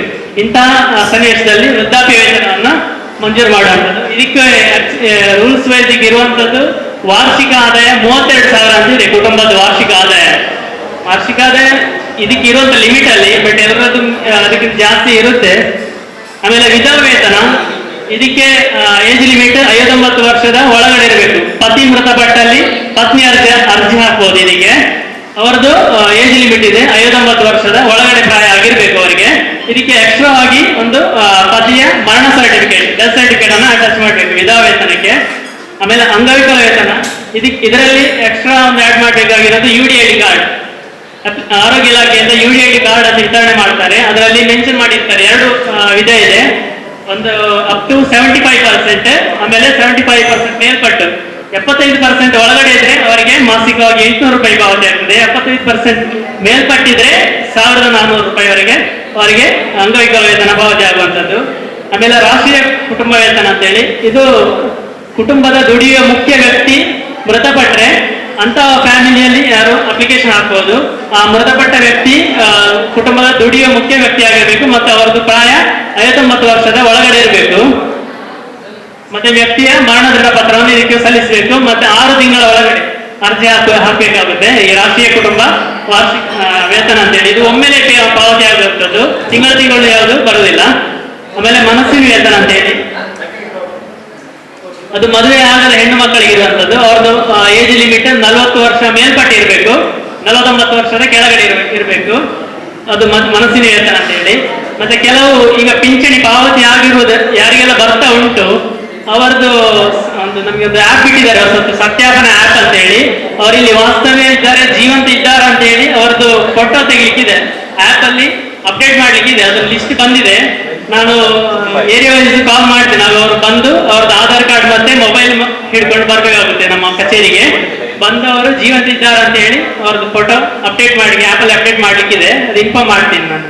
ಮತ್ತೆ ಇಷ್ಟು ನಮ್ಮ ಇಲಾಖೆಯಲ್ಲಿ ಸಿಗುವಂತಹ ಸೌಲಭ್ಯಗಳು ಇದರಲ್ಲಿ ಕೇಳಲಿಕ್ಕಿದ್ರೆ ಕೇಳ್ಬೋದು. ಪಂಚಾಯತ್ ಇಲಾಖೆಯಿಂದ ನಮ್ಮ ಪಟ್ಟಿ ಹೋಗಿ ಫೈನಲೈಸ್ ಮಾಡ್ತಾರೆ, ಎಂದು ಕೂಡ ಪಂಚಾಯತಿಗೆ ಸಬ್ಮಿಟ್ ಆಗಿದೆ, ಅದು ಅವರಿಂದ ಅವರು ತೀರ್ಮಾನ ಮಾಡ್ತಾರೆ. ಒಟ್ಟಿಗೆ ಮತ್ತೆ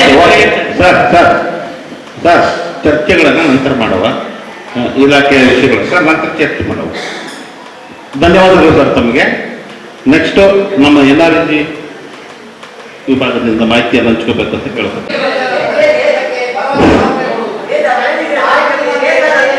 ಒಂದು ನಿಮಿಷ ಸರ್, ಮನೆ ನಿವೇಶನಕ್ಕೆ ಸಂಬಂಧಪಟ್ಟ ಹಾಗೆ ನಾವು ಆಲ್ರೆಡಿ ಎಲ್ಲ ನಿವೇಶನ ರಹಿತರ ಪಟ್ಟಿಯನ್ನು ಅಂತಿಮಗೊಳಿಸಿ ವಾರ್ಡ್ ವೈಸ್ ಎಲ್ಲ ಪಟ್ಟಿಯನ್ನು ತಹಸೀಲ್ದಾರಿಂದ ಅನುಮೋದನೆ ತಗೊಂಡು ಮತ್ತೆ ನಮ್ಮ ಜಾಗ ಎಷ್ಟಿದೆ ಅದನ್ನು ಸರ್ವೆ ಮಾಡಿಸಿ ಸರ್ವೆ ಇಲಾಖೆಯಿಂದ ಪ್ರೈವೇಟ್ ಒಂದು ಇಲಾಖೆಯಿಂದ ಮತ್ತೆ ಸರ್ವೆ ಮಾಡಿಸಿ ಅದನ್ನ ಮೂಡಾಗೆ ಸುಮಾರು 34,000 ರೂಪಾಯಿ ಹಣ ಕೊಟ್ಟು ಸ್ಕೂಟ್ನಿ ಫೀಸ್ ಅಂತ ಗೌರ್ಮೆಂಟ್ ತಗೊಳ್ತಾರೆ ಅವರಿಗೆ ಕೊಟ್ಟಿದ್ವಿ.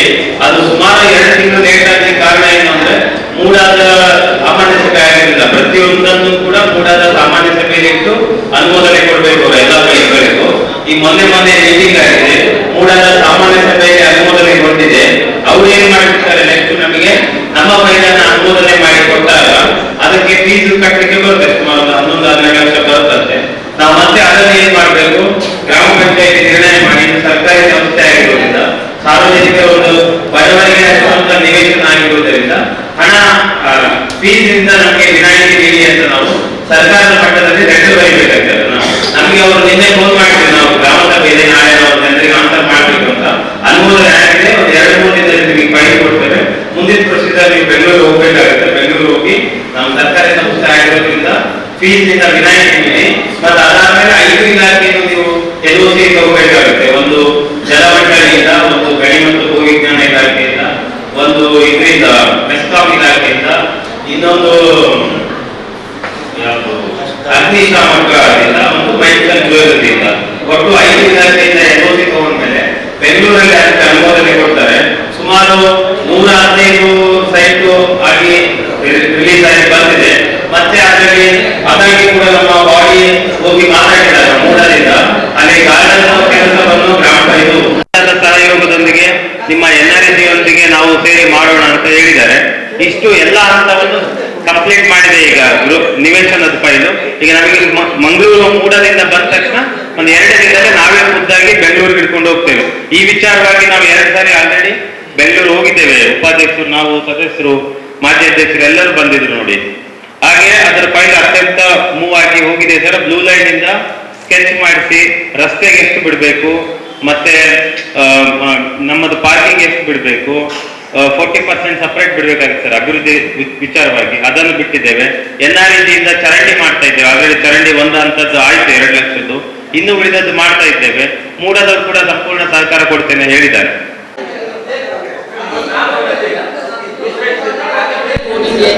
ಎಷ್ಟು ಸಮಯದಲ್ಲಿ ಕೊಡ್ಬೋದು ಅಂತ ನಮ್ಗೆ ಇಲ್ಲಿ ಭರವಸೆ ಕೊಡ್ಬೇಕು. ಗ್ರಾಮ ಸಭೆ ನಿಮ್ಮ ಲಂಚಕ್ಕೆ ಭರವಸೆ ಕೊಡ್ಬೇಕು. ಅದಲ್ಲದಿದ್ದರೆ ನೀವು ಕೊಡುವುದು ಬೇಡ, ನಾವು ಕೂತ್ಕೊಳ್ತೇವೆ, ನೀವು ನಮ್ಮನ್ನು ಕರ್ಕೊಂಡು ಹೋಗಿ, ಹೇಗಾದ್ರೂ ಪರವಾಗಿಲ್ಲ.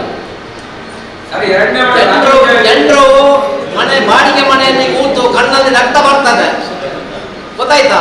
ಅವರಿಗೆ ಸರ್ಕಾರದ ಸವಲತ್ತು ಸಿಕ್ಕುವುದಿಲ್ಲ, ಗೊತ್ತಾಯ್ತಾ? ನಾವು ಒಂದು ನಿಮ್ಮ ಹತ್ರ ಮಾತಾಡೋದಿಲ್ಲ. ಯಾಕೆಂತ ಹೇಳಿದ್ರೆ ಅದು ಮಾಡೋ ಕೆಲಸ ಮಾಡಬೇಕು. ಯಾಕೆಂತ ಹೇಳಿದ್ರೆ 32 ವರ್ಷ ಆಯ್ತು ಇಲ್ಲಿ ಒಂದು ಸೈಟ್ ಕೊರತೆ. ಅದೇನು ಸರ್ಕಾರ ಇಲ್ಲಿ ಜಾಗ ಇಲ್ವಾ? ಇನ್ನೊಬ್ಬರಿಗೆ ಮಾಡ್ಲಿಕ್ಕೆ ಜಾಗ ಉಂಟಾ?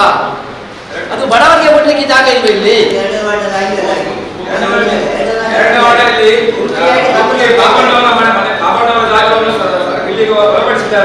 ಅದರ ಪಕ್ಕದಲ್ಲಿರುವ ಜಾಗವನ್ನು ಬಿಟ್ಟಿದ್ದಾರೆ. ಏಕೆ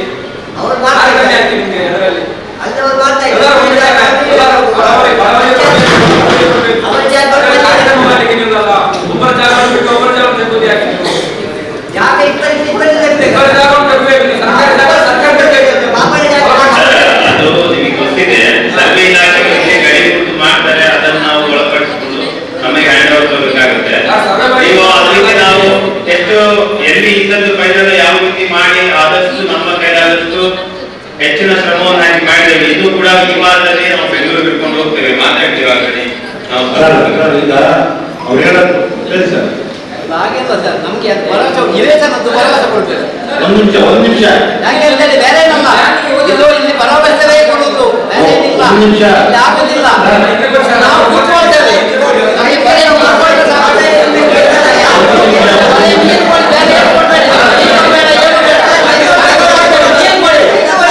ನೀರು ಕೊಡಿ, ಬೇರೆ ಏನು ಬೇಡ, ಬರೀ ನೀರು ಕೊಟ್ಟರೆ ಬೇರೆ ಏನು ಬೇಡ. ನಾವು ಅದನ್ನು ತೆಗೆದುಕೊಂಡು ಹೋಗಿ ಬಾಡಿಗೆ ಕೊಡ್ಲಿಕ್ಕೆ ನಮ್ಮ ಹತ್ರ ದುಡ್ಡಿಲ್ಲ.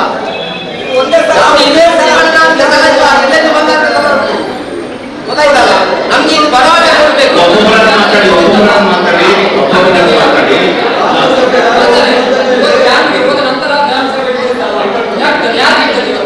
ಆಯ್ತು ಆಯ್ತು, ನಾನು ಮಾತಾಡ್ತೀನಿ, ನನಗೊಂದು ಅವಕಾಶ ನೋಡಿ.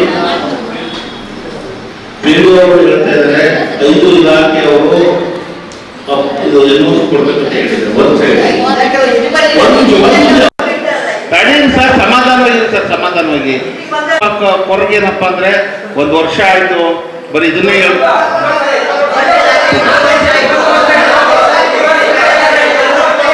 ಆಯ್ತು ಆಯ್ತು.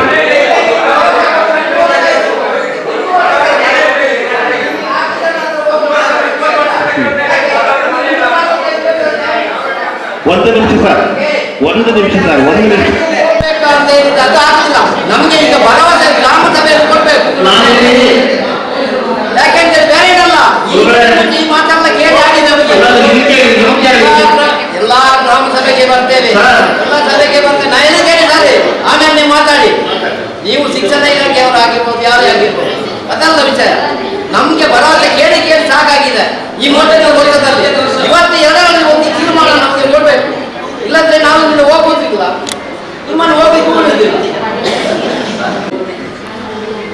ಪ್ರಾಬ್ಲಮ್ಗಳನ್ನು ಅವ್ರು ಹೇಳಿದ್ರೆ ನಿಮ್ಮ ನೀವು ಹೇಳಿದ್ರಿ, ನೀವೊಂದು ಹೇಳ್ತಾ ಇದ್ರೆ ಯಾವಾಗ ಮಾಡಿಸ್ಕೊಡ್ತೀರಂತ ನೀವು ದಿನ ಕೊಡಬೇಕು, ನಿಗದಿ ಹೇಳ್ಬೇಕಂತ ಹೇಳ್ತಿದ್ರಿ. ಓಕೆ, ಈ ಮಾಹಿತಿಯನ್ನ PDO ಸಾಹೇಬ್ರೆ ಮತ್ತೆ ಮಾನ್ಯ ಅಧ್ಯಕ್ಷರೇ, ಉಪಾಧ್ಯಕ್ಷರೇ, ಮಾನ್ಯ ಯುಟಿ ಖಾದರ್ ಸಾಹೇಬ್ರವರ ಗಮನಕ್ಕೆ ತಂದು 5 ಇಲಾಖೆಯವರು NOCಗಳನ್ನು ಬೇಗ ಕೊಡುವಂತೆ ಮಾಡಿ ತುರ್ತಾಗಿ ಒಂದು ಕೊಡುವಂತೆ ಒಂದು ವ್ಯವಸ್ಥೆ ಆಗಬೇಕು ಅಂತ ಸಭೆಯಲ್ಲಿ ನಿರ್ಣಯ ಬರ್ಕೊಡಿ. ಇವರೇ ಮೇಡಮ್,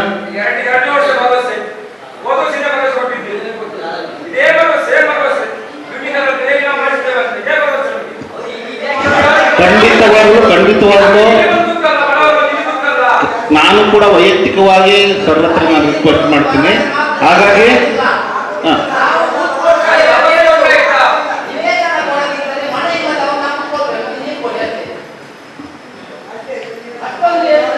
ಇವಾಗ ನಮ್ಮನ್ನ ನೋಡಲ್ ಅಧಿಕಾರಿ ಅಂತ ಮಾಡಿದ್ದಾರೆ. ವರ್ಷವೆಲ್ಲ ನಾನು ನಿಮ್ಮ ಗ್ರಾಮ ಪಂಚಾಯತ್ಗೆ ಬರಬೇಕು ನೋಡಲ್ ಅಧಿಕಾರಿಯಾಗಿ. ಯಾವ ಸಭೆ ಆಗ್ತದೆ ಅದು ಇನ್ನೂ ಭರವಸೆ ನಾವು ಕೇಳ್ತೇವೆ 33 ವರ್ಷದಲ್ಲಿ ಸಾಕಾಗಿದೆ ಈ ಭರವಸೆ ಬೇಡ ನಮಗೆ ಒಂದು ಕೊಡ್ತಾರೆ ಇಲ್ಲದೆ ಕೊಡುದಿಲ್ಲ ಕೊಡೋದಿದ್ದರೆ ನಾವು ಕೊಡ್ತೇವೆ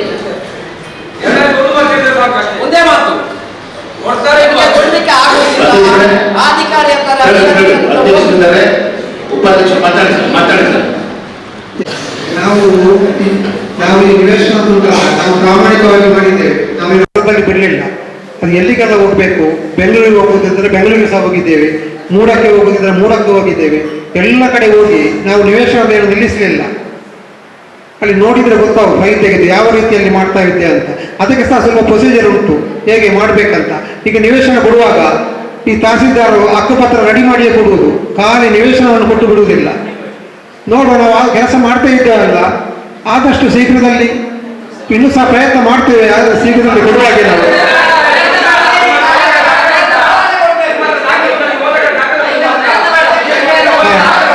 ನಾವು ಹೋದ ದಾಖಲೆ ಎಲ್ಲ ಉಂಟು ಎಲ್ಲ ಬೆಂಗಳೂರಿಗೆ ಹೋದ ದಾಖಲೆ ಉಂಟು ಮೂಡಕ್ಕೆ ಹೋದ ದಾಖಲೆ ಉಂಟು ಎಲ್ಲ ದಾಖಲೆ ನಮ್ಮ ಹತ್ರ ಉಂಟು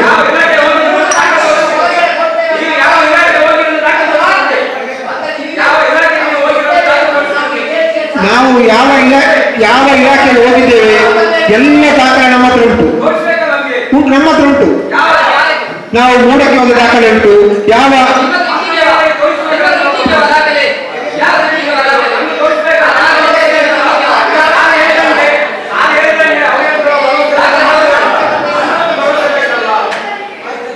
ನೀವೊಂದು ಪ್ಲಾನ್ ಮಾಡಿ ಮಾಹಿತಿ ಹಕ್ಕಲ್ಲಿ ದಾಖಲೆ ಕೇಳಿ ಮಾಹಿತಿ ಹಕ್ಕಲ್ಲಿ ದಾಖಲೆ ಕೇಳಿದ್ರೆ ಈಗ ನೀವು ಕೇಳಿದ ಕೂಡ ನಮಗೆ ದಾಖಲೆ ಕೇಳಲಿಕ್ಕೆ ಆಗುದಿಲ್ಲ ಮಾಹಿತಿ ಹಕ್ಕಲ್ಲಿ ಕೇಳಿ ನೀವು ನಾವು ದಾಖಲೆ ಕೊಡ್ತೇವೆ ನಾವು ನಿಮಗಷ್ಟು ಅಲ್ಲ ನಿಮಗೆ ಬಡವರ ವಿಷಯದಲ್ಲಿ ನಿಮಗಷ್ಟು ಕಾಳಜಿ ಉಂಟು ಅಷ್ಟೇ ಕಾಳಜಿ ನಮಗೆ ಸಹ ಉಂಟು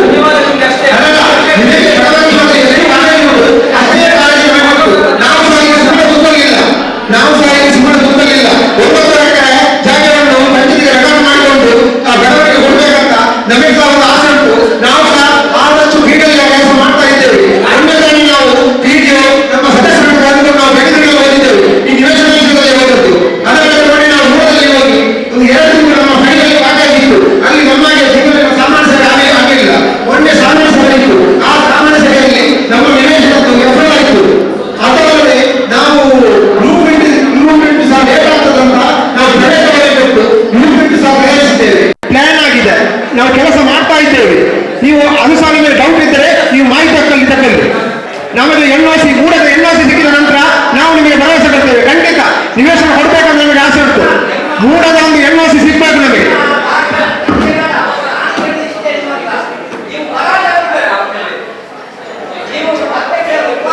ಕುಮಾರಣ್ಣನವರೇ ಮೂಡದ NOC ಸಿಕ್ಕಿದ ಕೂಡಲೇ ಇವತ್ತು ನಾಳೆಯಿಂದ ಮೂಡದ NOC ಸಿಕ್ಕಿದ ಕೂಡಲೇ ನಾವು ಭರವಸೆ ಕೊಡ್ತೇವೆ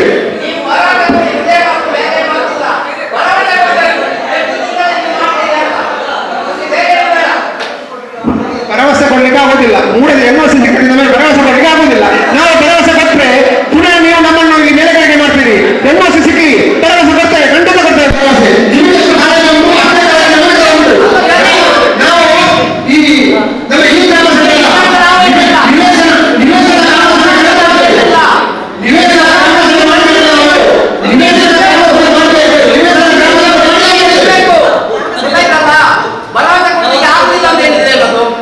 ನಿವೇಶನ ಗ್ರಾಮ ಸಭೆ ಮಾಡಿ ಭರವಸೆ ಕೊಡೋದು